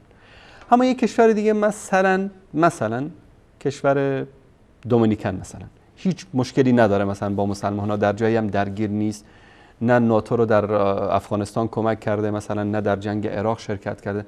آیا ما هم باید اونا رو بریم بکشیم، سرشون رو بزنیم، باشون بجنگیم؟ نه. در اینجا الله سبحانه و تعالی میگه که اگر اینها در راه دین با شما نمی جنگن، به شما کاری ندارن، شما هم با اونها با عدالت برخورد بکنید و اگر شما را از دیارتون بیرون نکردن شما میتونید با اونها نیکی بکنید. الله سبحانه و تعالی شما را منع نکرده، بلکه با اونها باید با عدالت انسان برخورد بکنه. این نمونه دیگری است که الله سبحانه و تعالی برای ما در اینجا بیان میکنه. آیه دیگری در سوره نساء هست، آیه 144 که الله سبحانه و تعالی میفرماید یا ایها الذین آمنوا لا تتخذوا الکافرین اولیاء من دون المؤمنین. ای کسانی که ایمان آوردید کافران را به جای مؤمنان دوستان خود نگیرید. اتریدون ان تجعلوا لله علیکم سلطانا مبینا. آیا میخواهید با این کار برای خداوند دلیل آشکاری بر ضد خود پدید آورید؟ یعنی این کار شما که میرید با کفار دوستی میکنید، اونها رو دوستان خودتون میگیرید، اونها رو ولی و سرپرست خودتون قرار میدید، مانندی که 4 تا ملا و به اصطلاح 4 تا مجاهد نما در افغانستان جمع شدن، رفتن در بن کنفرانسی تشکیل دادن، از جناب به اصطلاح خدایشون آقای بوش دعوت کردن که بفرمایید تشریف بیارید، افغانستان در خدمت شماست. این آیات در مورد همون انسان ها نازل شده. این آیات در مورد کسانی است که دین و دنیای خودشون رو به کفار میدن، ولایت اونها رو قبول میکنن، سرپرستی اونها رو قبول میکنن، هر کسی که میخواد باشه. امروز در تاجیکستان رئیس جمهور با مساجد میجنگه، با حجاب، با ریش، با اسلام، با دین، با همه مظاهر شریعت داره میجنگه. اون علمایی که امروز میرن در دربار این به خاطر کاسلیسی و 4 سامانی که به دست بیارن، این آیه در مورد اونها نازل شده.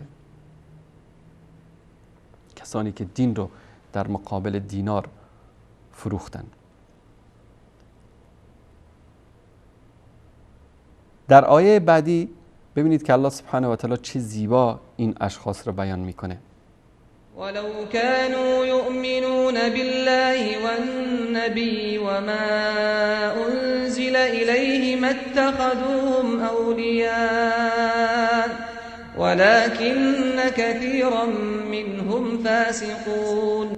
اگر همین انسان‌هایی که همین جنایات را انجام میدن به الله و پیامبرش و آنچه که بر او نازل شده یعنی بر قرآن کریم ایمان داشتن، هرگز آنان یعنی همون کافران، همون مشرکین، همون منافقین را به دوستی بر نمی‌گزیدند، ولی بسیاری از آنها فاسقند. قیافه‌هاشون رو ببینید،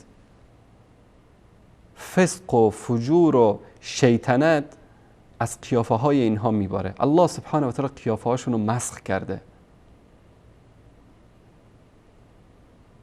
چرا؟ چون که اینها دینشون رو، ایمانشون رو، کتابشون رو، پیامبرشون رو، شریعت الله سبحانه و تعالی رو در مقابل پول فروختن.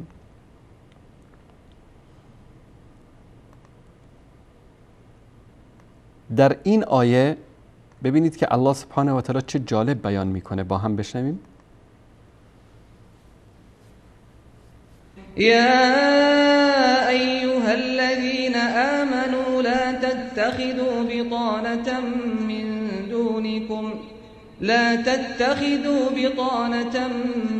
دونكم لا يألونكم خبالا ودوا ما عنتم قد بدت البغضاء من أفواههم وما تخفي صدورهم أكبر قد بينا لكم الآيات إن كنتم تعقلون. در اینجا الله سبحانه و تعالی می‌فرماید که ای کسانی که ایمان آوردید، از غیر خودتان دوست و محرم اسرار نگیرید، یعنی غیر از مؤمنین رو. آنها از هیچ جنایت و نابکاری در حق شما کوتاهی نمی‌کنند. همین شیعیانی که امروز متاسفانه در بعضی از گروه‌ها، در بعضی از احزاب حتی خجالت میکشن که اسم اونها رو بگن، جرئت نمیکنن که بگن که اونها این اعتقادات رو دارن، علی الرغم این که میدونند این آیات در مقابل اونها، در باره اونها نازل شده که الله سبحانه و تعالی میگه که اینایی که شما محرم راز گرفتید، در کنفرانس های وحدت اینا شرکت میکنید، پولایی که اینا بهتون میدن و مدارسی که براتون درست میکنن، مراکزی که اینا بهش کمک میکنن، اینا هدف دارن، از هیچ نابکاری در حق شما کوتاهی نمیکنند. آنها دوست دارن که شما در رنج و زحمت باشید. به راستی دشمنی از دهان و زبان آنها آشکار شده است. کتاباشون مملو است. سخنرانیاشون رو ببینید چگونه با یعنی کنایه تهدید میکنن، اسم میبرن از ما. این گوشه ای از اون کینه و بغض و عداوتی است که در قلب‌های اینا هست و آنچه در سینه‌هایشان پنهان می‌دارند بزرگتر است. بیشک ما آیات و نشانه‌های دشمنی آنان را برای شما بیان کردیم اگر اندیشه کنید.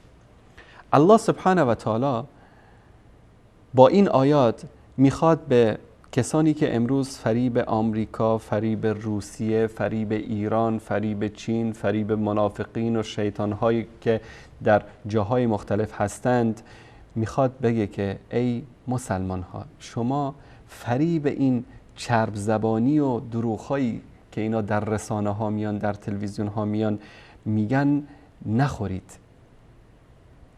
اینها دلهاشون مملو است از بغض و عداوت و کینه نسبت به شما و دوست دارن بدبختی و دربدری شما رو. یقین داشته باشید ملت تاجیکستان که روسیه سربلندی شما رو نمیخواد، همونطوری که مزدورانش در تاجیکستان نمیخوان. ایران سربلندی شما رو نمیخواد، چون نظامی که در ایران حاکم است نمیخواد. ما سخن از ملت شریف ایران نداریم، حکامی که در ایران هستن، این آخوندهای دجالی که در ایران هستن، این زندیقی که امروز به اسم ولی فقیه در ایران حکومت میکنه، اینها هیچ وقت عزت و سربلندی شما رو نمیخوان. من فقط یک چند دقیقه دیگه نمونه هایی رو فقط میخوام اینجا از در مورد دوستی و دشمنی در راه الله سبحانه و تعالی براتون بیان بکنم. این موضوع خیلی گسترده است، ما اگر 10 برنامه بگذاریم نمیتونیم حقش رو ادا بکنیم، اما خلاصه این که ما در مسئله ولا و برا، دوستی و دشمنی در راه الله سبحانه و تعالی، یکی از بدترین نمونه های شکستن این عهد و میثاقی که الله سبحانه و تعالی برای ما قرار داده در دوستی و دشمنی در راه الله سبحانه و تعالی این است که مسلمان ها بیان یک کافری رو، یک منافقی رو، یک انسان که دوستی و محبت داره با کفار، به عنوان رئیس خودشون، به عنوان بزرگشون، به عنوان رهبرشون قبول بکنن. در دین مبین اسلام حتی زیر دستان مسلمان ها نباید این گونه باشن. سیدنا عمر رضی الله عنه خبر شد که ابو موسی اشعری، فکر کنم والی اصفهان بود، منطقه‌ای در مکه، یک کاتب نصرانی داره. ای پیام میفرستاد که این نصرانی پیش تو شکار میکنه، یعنی میخواست بهش بگه که خب نباید که در دربار تو، در پیش تو، در نزد تو یک نصرانی کار بکنه مگه مسلمان کمه. خب این بهانه میورد، خب کتابتش برای من، دینش برای خودش و فلان. در آخر سیدنا عمر رضی الله تعالی عنه در نامه‌ای به ایشون نوشت مات النصرانی و السلام، یعنی فکر کن که مرده، یالا جوابش بده، نمیخوایم. یا الله، عمر بیاد ببینه که تو ای عمر در یک شهرستان‌های اطراف مکه نمیخواستی که یک کاتب نصرانی در نزد مسلمان‌ها باشه، و امروز مسلمان‌ها رو ببین که کافران و مشرکین و منافقین رو میارن در رأس کشورهای اسلامی قرار میدن و از اونها اطاعت میکنن. نباید که مسلمان کفار رو دوست و رفیق و همراز خودش بگیره، همون که در آیه‌ای که گذشت خدمتتون بیان کردیم. زندگی کردن در دیار الکفر که در آیه 97 تا 98 سوره نساء الله سبحانه و تعالی کسانی که بدون عذر در دیار کفر زندگی میکنه اونها رو تحذیر میده، به اونها میگه که شما اگر که در اونجا بمیرید کسانی هستید که بر نفس خودشون ظلم کردن. من نمیخوام که چون وقتمون تنگ هست آیات 97 تا 98 سوره نساء رو میتونید که مطالعه بکنید در این مورد. تشبیه به کفار، تشبیه به عاداتشون، به تقالیدشون، به لباسشون، به هر چیزی که جز شعارهای دینی اونها باشه، هر عملی که مثلا این نه این که مثلا حالا کفار کت شلوار میپوشه ما هم اگر پوشیدیم ما شبیه اونها شدیم، نه، اما اگر دیدید که لباسی مخصوص مراسم دینی اونهاست این لباس رو نپوشید. در عروسی ها ببینید مثلا این حلقایی که در ازدواج در دست عروس و داماد میکنن این یکی از شعائر دینی نصرانی هاست. هر مسلمانی که اینو در دستش میگذاره این تشبیه میشه به یهود و نصارا. رسول الله صلی الله علیه و سلم میفرمایند من تشبه بقوم فهو منهم، هر کسی که مشابهت میکنه با یک قومی از جمله اونها محسوب میشه. موهاشونو درست میکنن مانند اشکال موهای اونها، در حالی که رسول الله صلی الله علیه و سلم در احادیث صریح منع کردن که قسمتی از مو گرفته بشه قسمت دیگری گذاشته بشه. ریششون رو میتراشن مثل اونها. الله سبحانه و تعالی و رسول الله صلی الله علیه و سلم از این منع کردن.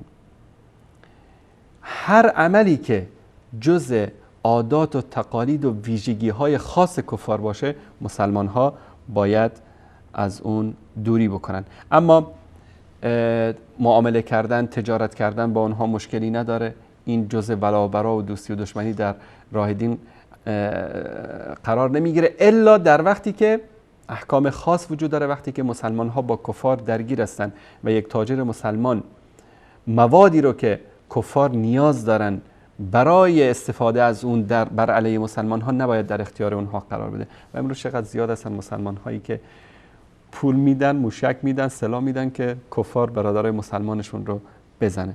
همچنین که ازدواج با اهل کتاب رو رسول الله صلی الله علیه و سلم و قرآن کریم اجازه داده و اینکه در معامله با آنها، در دعوت، ادع الی سبیل ربک بالحکمه والموعظه الحسنه، الله سبحانه و تعالی وقتی ما میخوایم اونها رو دعوت بکنیم یا تعامل میکنیم با اونها، رفتارمون باید طوری باشه که اونها دعوت بشن به سوی دین و دلگرم بشن و میل پیدا بکنن به طرف دین مبین اسلام.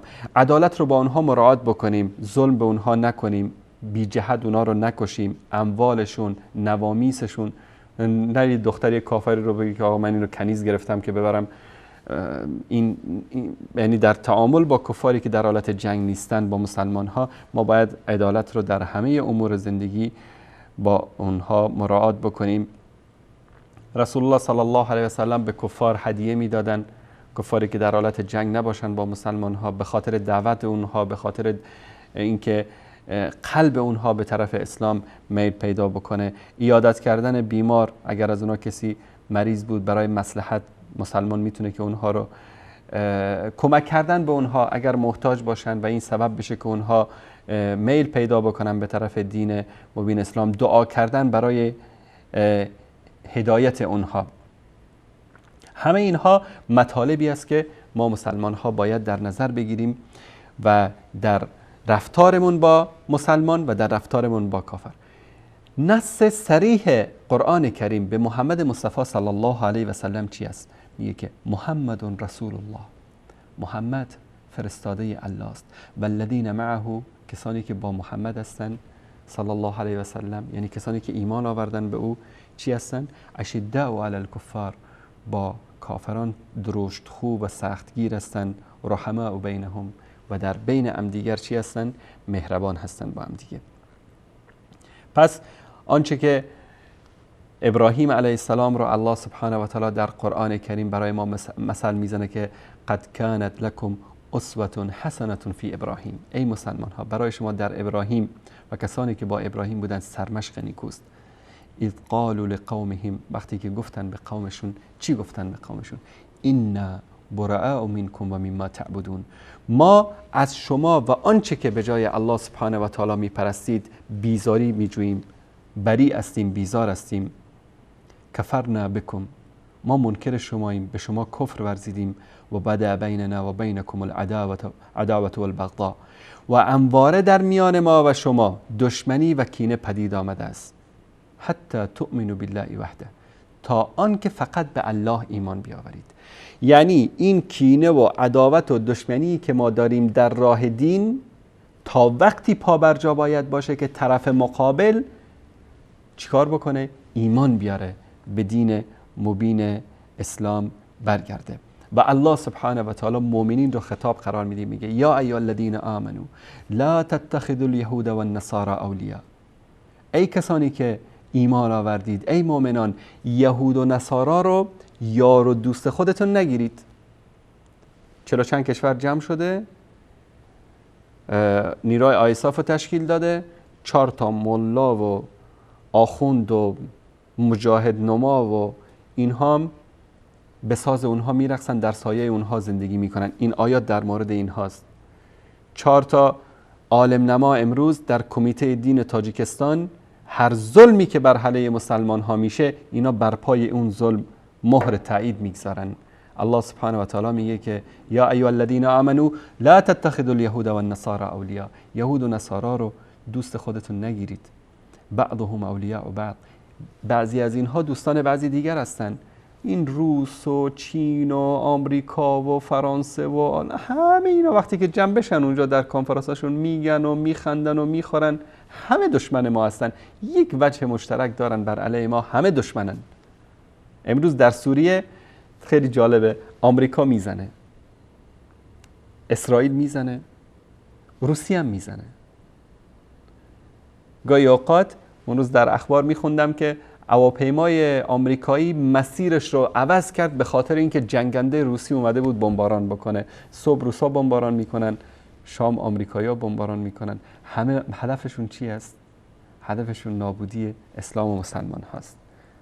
و من یتولهم منکم، اگر از شما کسی با آنها دوستی بکنه چی میشه؟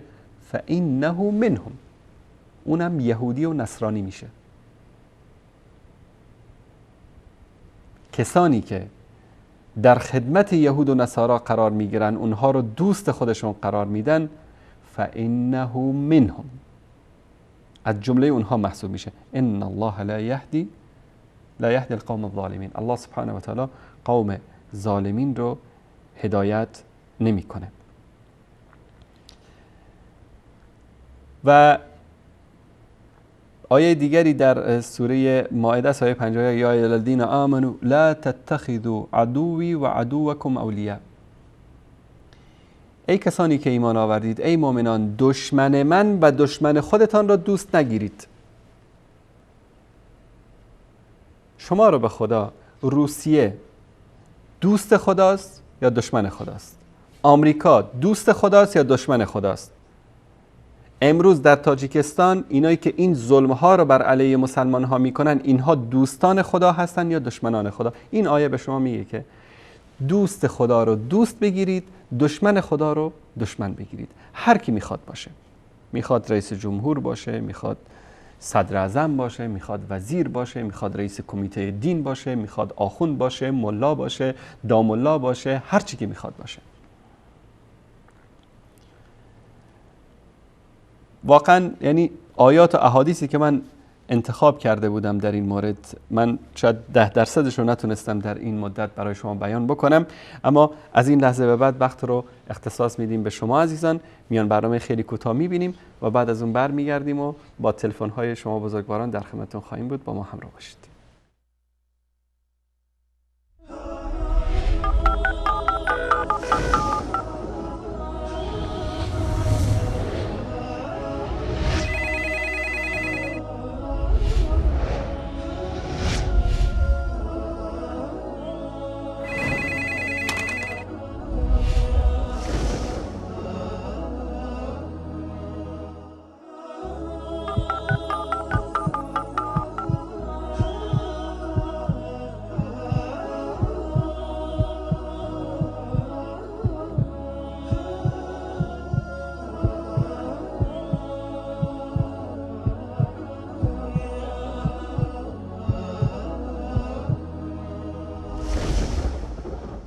السلام علیکم و رحمت الله و برکاته. نام من عنایت الله از تاجیکستان.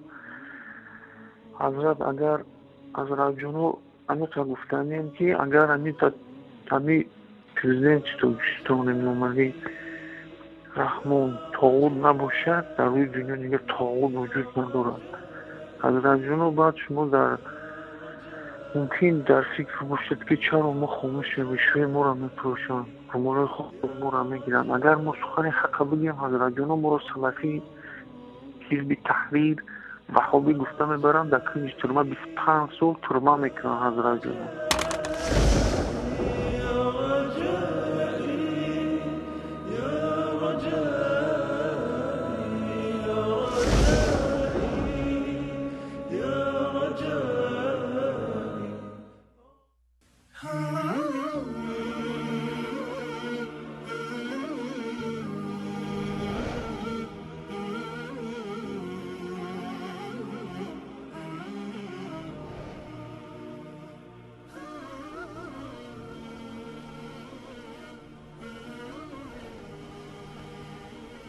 بله بینندگان عزیز گرامی، از همین لحظه به بعد شماره تلفن برنامه زیرنویس میشه و همچنین از طریق اسکایپ میتونید تماس بگیرید و در مورد موضوعاتی که در برنامه مطرح شد صحبت بکنید. الله سبحانه و تعالی اونایی رو که با کفار همکاری میکنن و با اونها دوستی میکنن و با کسانی که با دین الله سبحانه و تعالی مبارزه میکنن در خدمت اونها هستن، به اونها چی میگه؟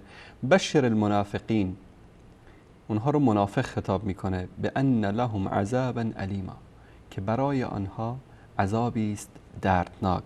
الذين يتخذون الكافرين اولیاء، کسانی که کافران را دوست گرفتن، من دون المؤمنین، به غیر از مؤمنین. ایبتغون عندهم العزه، آیا برای چی آقای سید مکرم، آقای سلیمانی داد، برای چی رفتی پیش اینها که در خدمت اینها قرار بگیری؟ به خاطر پول؟ به خاطر اینکه عزت باشه برات؟ به خاطر سربلندی باشه؟ بدان که فان العزة لله جمیعا، عزت فقط برای الله سبحانه و تعالی است. اولین تماس رو میگیریم از طریق اسکایپ. سلام علیکم، بفرمایید. علیکم سلام. ببخشید می‌خواستم آقای انصاری صحبت بکنم. بفرمایید، شما دارید صحبت میکنید در رابطه با موضوع برنامه، اگر حرفی دارید در خدمت شما هستیم. بله، تشکر زیاد.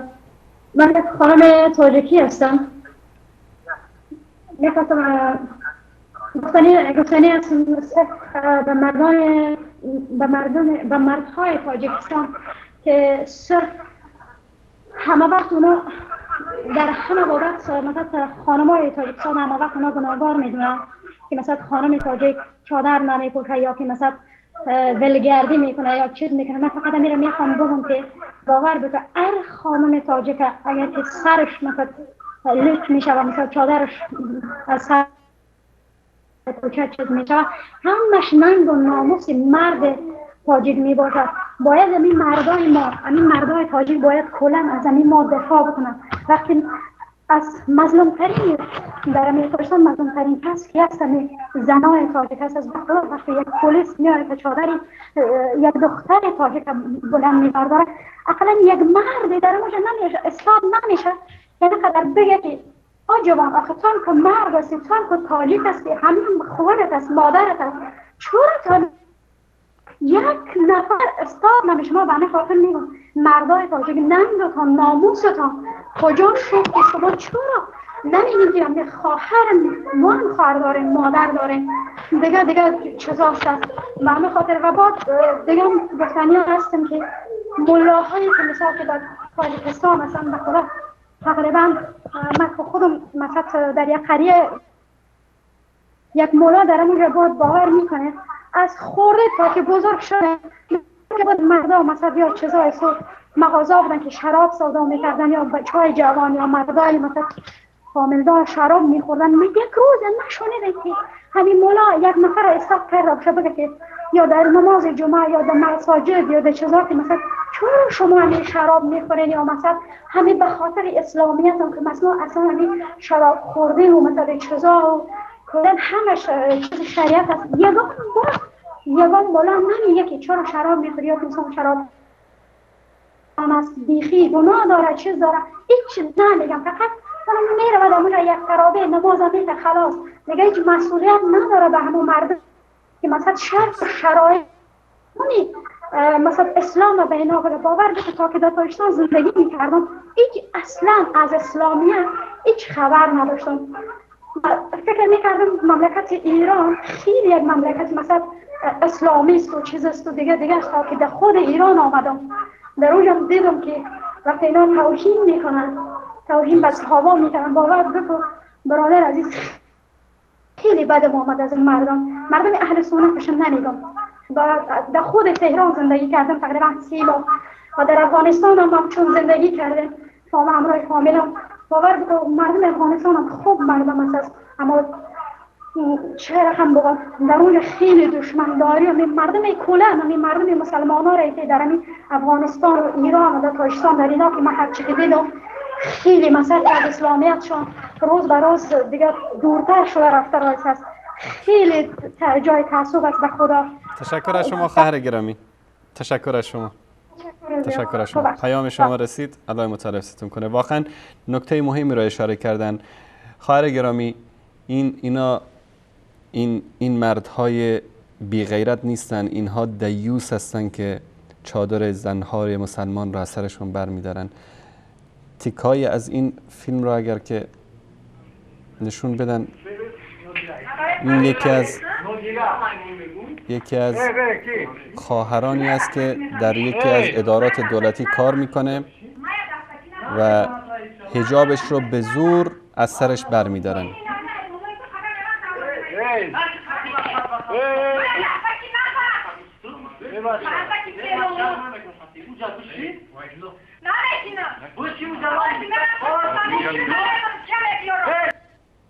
بله، این شما ببینید که حجاب یک روسری یک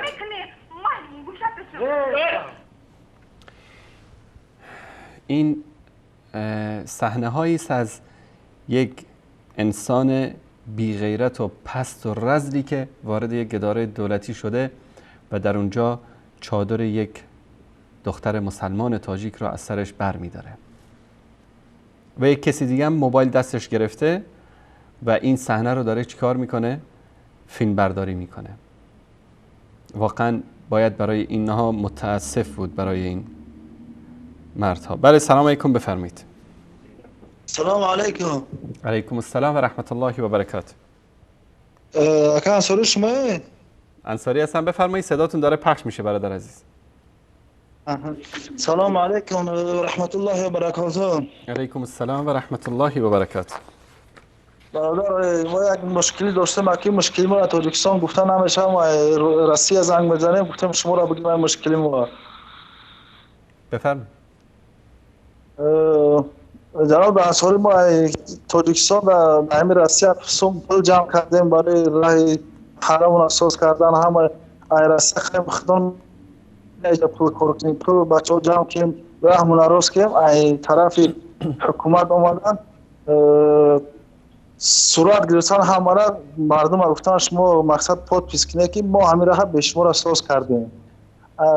همه خلق به چرا پادپیس کرد که رفتن از دولت فلسطینی ما گرفتن که ما به این راه راست کنیم. صورت گرفتن نه که پلان ما ایراسیا روی کردیم راه راست کنیم برای خدمونه. درست باشه، من در این مورد صحبت میکنم. تشکر از شما. تشکر از شما. زنده باشید.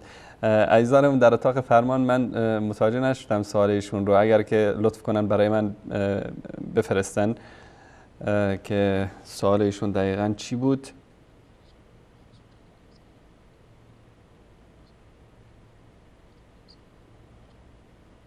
میگه که اینا پول فرستادن، جاده درست کردن در منطقهشون، بعدن حکومت اومده گفته که ما درست کردیم. خب طبیعتا اینا به ملت که خدمت نمی کنن و همون کاری هم که ملت انجام بده به اسم خودشون ثبت میکنن.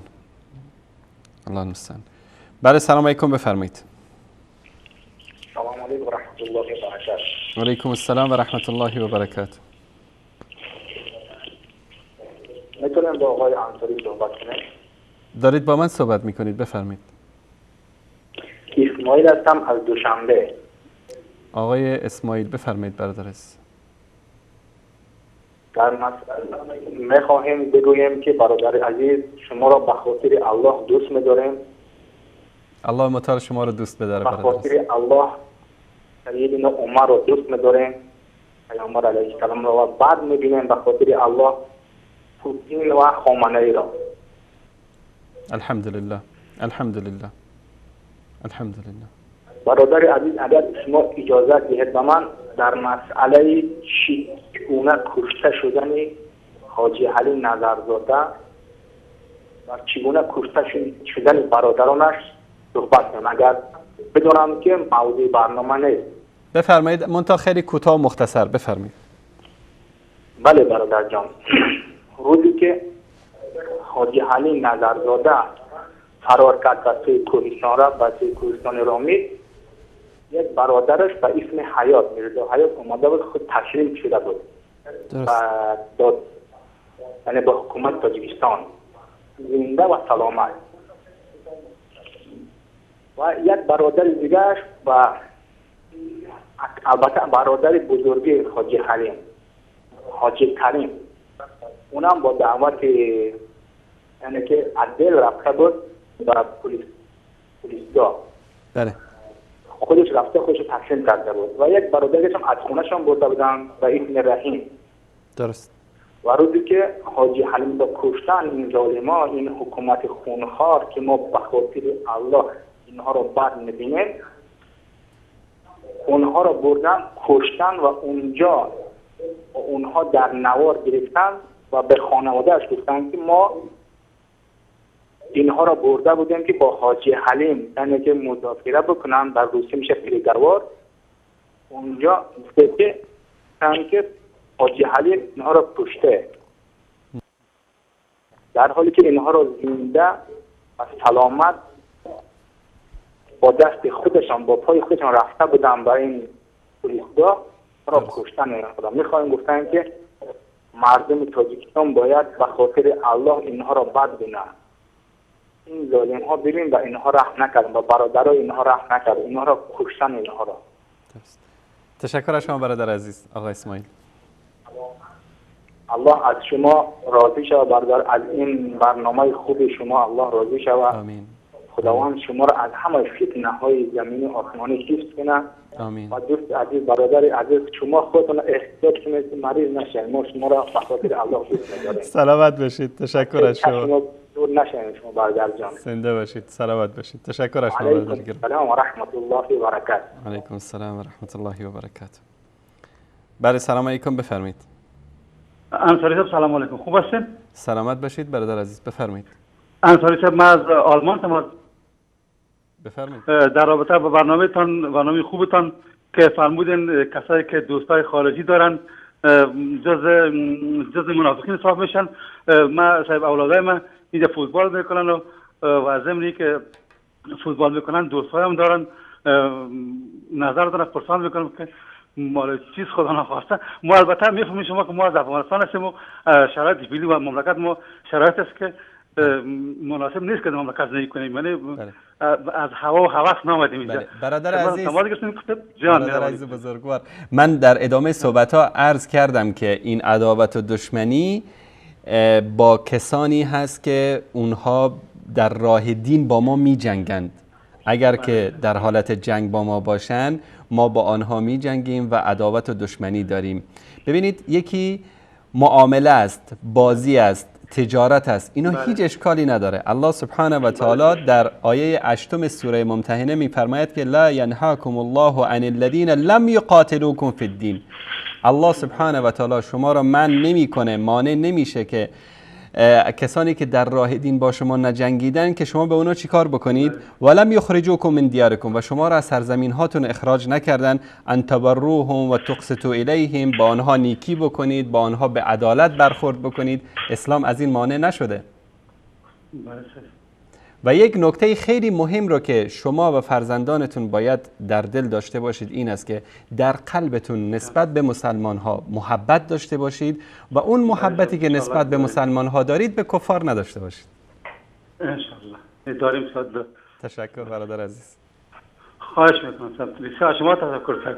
فقط خواستم که خدا نخواسته ما جز منافقین نباشیم. خدا نخواسته. بسیار تشکر انصاری. خواهش میکنم. زنده باشید. تشکر از شما برادر عزیز. خدا نگهدار شما. بله سلام علیکم آقای محمدی. بله سلام علیکم، بفرمایید بیننده گرامی از طریق اسکایپ.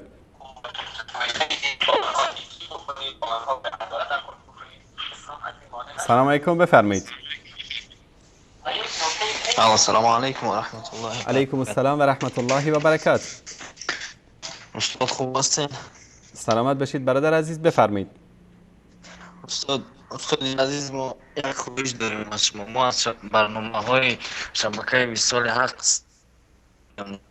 استاد و دعا میکنیم از الله متعال که هر چه زودتر به شبکه تلویزیونی برگردد این برنامه وصال حق، این شبکه وصال حق. درست. و ما هر چه کوشش کرده ایستادیم اما نمیتوانیم پیوست شیم با این شبکه. دوستان عزیز، بله فرکانس هوتبرد را اگر زیرنویس بکنن، عزیزانی که از طریق اینترنت دارن میبینن برنامه رو، ما روی فرکانس 11200 در هوتبرد شبکه الان هست. کسانی که ماهواره هوتبرد دارن در فرکانس 11200. سلامت باشین استاد. و یک گفتنی دیگه دارم. بفرمایید. به آن شخصانی که پیرپرست هستند و به آن مولاهایی که حق پرست نیستند، شکم پرستند، با آنها گفتنی هستم که بس از این گناه مردم را گمراه کردن. خداوند هدایتشون کنه. اگر قابل هدایت نیستن الله خار و ذلیلشون گردن. استاد سلامت باشین. سلام علیکم و رحمت الله و برکاته. السلام و رحمت الله و برکاته. تشکر از شما. تشکر میکنم از برادر عزیزمون و از صحبت‌های ایشون. الله متعال حفظتون کنه. بیننده بعدی رو از طریق اسکایپ میگیریم. بعد سلام علیکم بفرمایید. سلام علیکم بفرمایید. من قزنگ بزنم. من حسین اشرف هستم. قزنگ بفرمایید برادر اشرف، شما رو خط هستید. الان صدای شما داره در برنامه زنده پخش میشه. بفرمایید. خب صدای من مستقیم پخش میشه؟ صدای شما داره مستقیم در استودیو پخش میشه. بفرمایید. خب بسیار خوب. من میخواستم از یک موضوع برای مردم برسونم. یک موضوع مهم است. بفرمایید. موضوع این است استاد گرامی، امروز در روزهای اخیر در تاجیکستان ببینیم که روزها در تاجیکستان حکومت استبدادی راه را اختیار کرده است که بالای یک طبقه مجتمع تاجیکستان که اون دانشمندان و علمای کشور میباشد فقط بالای همین طبقه است، در حالی که در تاجیکستان طبقه فقط طبقه علماها و دانشمندان هستند، طبقه دکترا هستند، طبقه سیاستمدارا هستند، طبقه تجارا هستند. متوجه باشند مردمی که امروز صدای ما را میشنوند، بازی های حکومت را باید اینا بفهمند، درک کنند. امروز حرکت میکنند به خاطر سپر کردن خودشان، به خاطر سپر کردن خودشان چیکار میکنند؟ بله. این کلمه را که پیش پیشی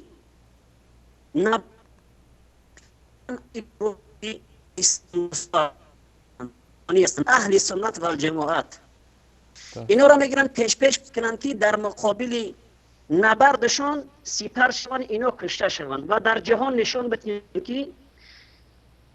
که شما اینا اصلا اینا دو هدف دارن. هدف اینا یکمش همی است که پوشانیدن مشکلات اقتصادی. روزهای اخیر ما ببینیم که وقتی که اینا شروع کردن بر علیه سطر حمله کردن، سطر خواهر مسلمان، دوم جنگیدن بر یک برادر مسلمان، سوم علاقه جنسی را در مکتب‌ها تعلیم دادن، چهارم ملاها را گرفتن ویدیو تشکیل کردن، خود همین حکومتی‌های خبیث تشکیل کردن و در ویدیوها در مردم نشان دادن که مردم روحیه‌اش بغلطانه، نسبت مردم دین دوستار نسبت ملاها اینا یک نفرت خاص پیدا کنن. این هدفشون و به خاطری که مردم دلمونده شوند، روح افتاده شوند از گروه ملا، یعنی که وقتی که کلمه ملا گرفته شود خیل بگیم نمی ملای این یک مثال که یک آدمی که مثل بگیم که طلبنده، یعنی کلمه ملا را یک کلمه است، یک کلمه در نظر مردم یک نمود کردن که ملا یعنی که دزد. مثال که گرفتن آوردن که پیش از نکاح انسان باید بره و در جای حکومت باید زکس بکنه. این هدف یعنی که ما باید زکس بکنیم که یک خواهر مسلمان برای او در آینده کدام مشکلاتی که بشه و رفته و خدا نخواسته طلاق شوه، پیش راه این مشکلات جلوگیری کنیم. هدف از این مشکلات جلوگیری کردن نبوده، هدف از این قدر و قیمت نکاح بازان بوده. یعنی که زکس داری نکاح مهم نیجا، یعنی این چیزا بود. هدف اینا چی است؟ چی بوده؟ پوشانیدن مشکلات اقتصادی. امروز اگر ما ببینیم در تاجیکستان این حکومت روسیه را ببینیم که همین اکتبر سال 2015 از بحر قزوین 26 راکت بر اهل سنت و جماعت زده. این هم یک دیکتاتوری دیگه است که امام علی را کمک میکنه. 26 راکت زد، در اینجا 18 میلیون دلار صرف کرده. این اقتصاد روسیه را پایان کرده و اقتصاد روسیه وقتی که پایان میشه تاثیر در جامعه ما میشه. نگاه کنید تاجیکستان باید هوشیار باشن از این مکرهایی که امروز مردم تاجیکستان در این مکرها گرفتار شدن. این شما خوب بفهمیم که خداوند یک فرمول بسیار زیبا گذاشتگی است که فانظر کیف کان عاقبت مکرهم ان دمرناهم و قومهم اجمعین. ببینید ای مردم که خدا میگه که ما فرمولا گذاشتگی است. این فرمولا 1400 سال پیش در قرآن نازل شدگی است که حرفی تغییر خوردگی نیست. که ببینید که عاقبت مکر اینها را این منافقا که امروز در سر مردم ظلم میکنن، ان دمرناهم و قومهم اجمعین، ما اینها را هلاک کردیم، تدمیر کردیم، به خاک یکسان کردیم، و قومهم و قوم همینها و کسایی که متابعه اجمعین تماما. نگاه کنین استاد گرامی، یعنی که هدف اینها مشکلاتی که امروز در تاجیکستان است. دیدن که یک چند وقت پیش ما ببینیم این خبیث رئیس جمهور تاجیکستان، این پلی سگ چوچه شوروی چیکار کرده؟ من تشکر میکنم از برادرمون آقای آشوروف. من خواهش میکنم از عزیزانی که تماس میگیرن ادب رسانه‌ای رو مراعات بکنن. یعنی شما به عنوان یک مخالف سیاسی اگر میخواید صحبت بکنید، این روش برخورد نیست. من قبلا هم تذکر داده بودم به عزیزانی که تماس میگیرم در برنامه لطف کنن که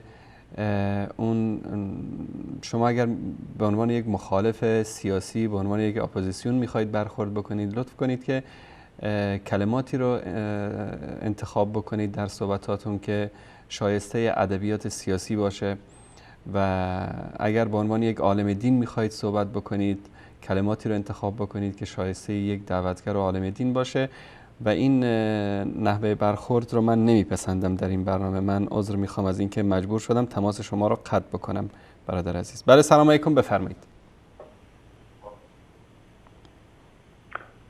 سلام علیکم. علیکم السلام و رحمت الله و برکاته. شما استاد انصاری هستید؟ سلامت باشید، بفرمایید، صدا شما داره پخش میشه. استاد من میخواستم در کلیپی که شما پخش کردید، یعنی خیرالدین شخصی در روسیه، بله واقعا این استاد حقیقت دارد.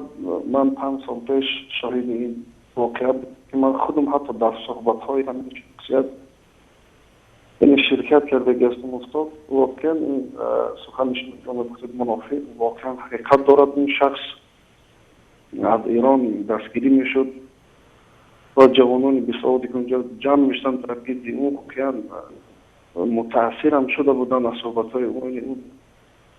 ترغیب به تشیع میکرد. واقعا من این شاهد بودم. و این چنین دیگر چیزی گفتم استاد این است که باید مردم تاجیک ما باید هوشیار باشن و متاسفانه که از سیاست دور هستیم.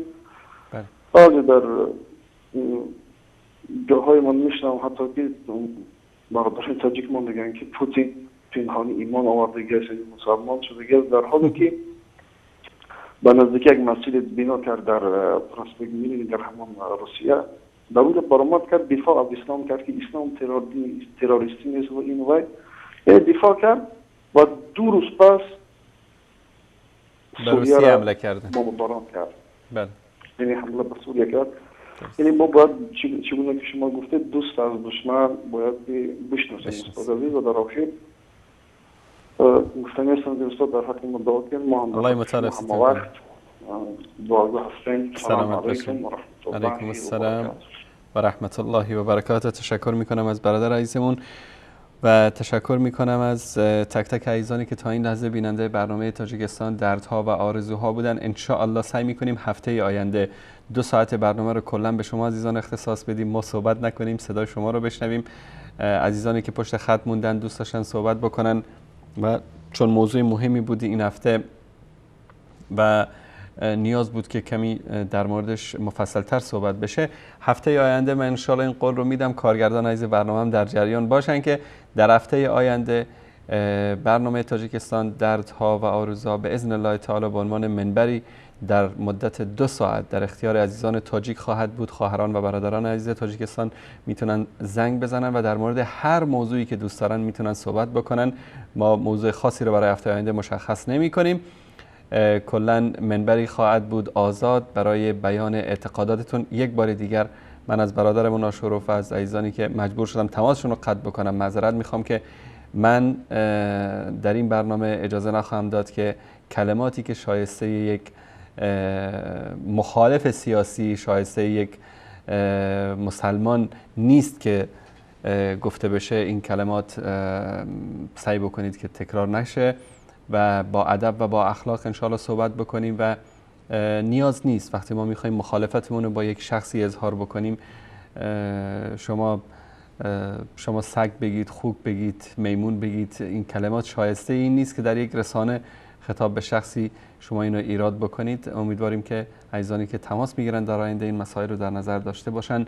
در پایان امیدوار هستم که الله سبحانه و تعالی شر ظالمین، مفسدین و منافقین رو از سر ملت مسلمان تاجیک و همه امت اسلامی در سراسر این گیتی دور بکنه و پیروزی و نصرت و نصیب مؤمنین و مجاهدین واقعی در هر گوشه این جهان که هستند بنماید.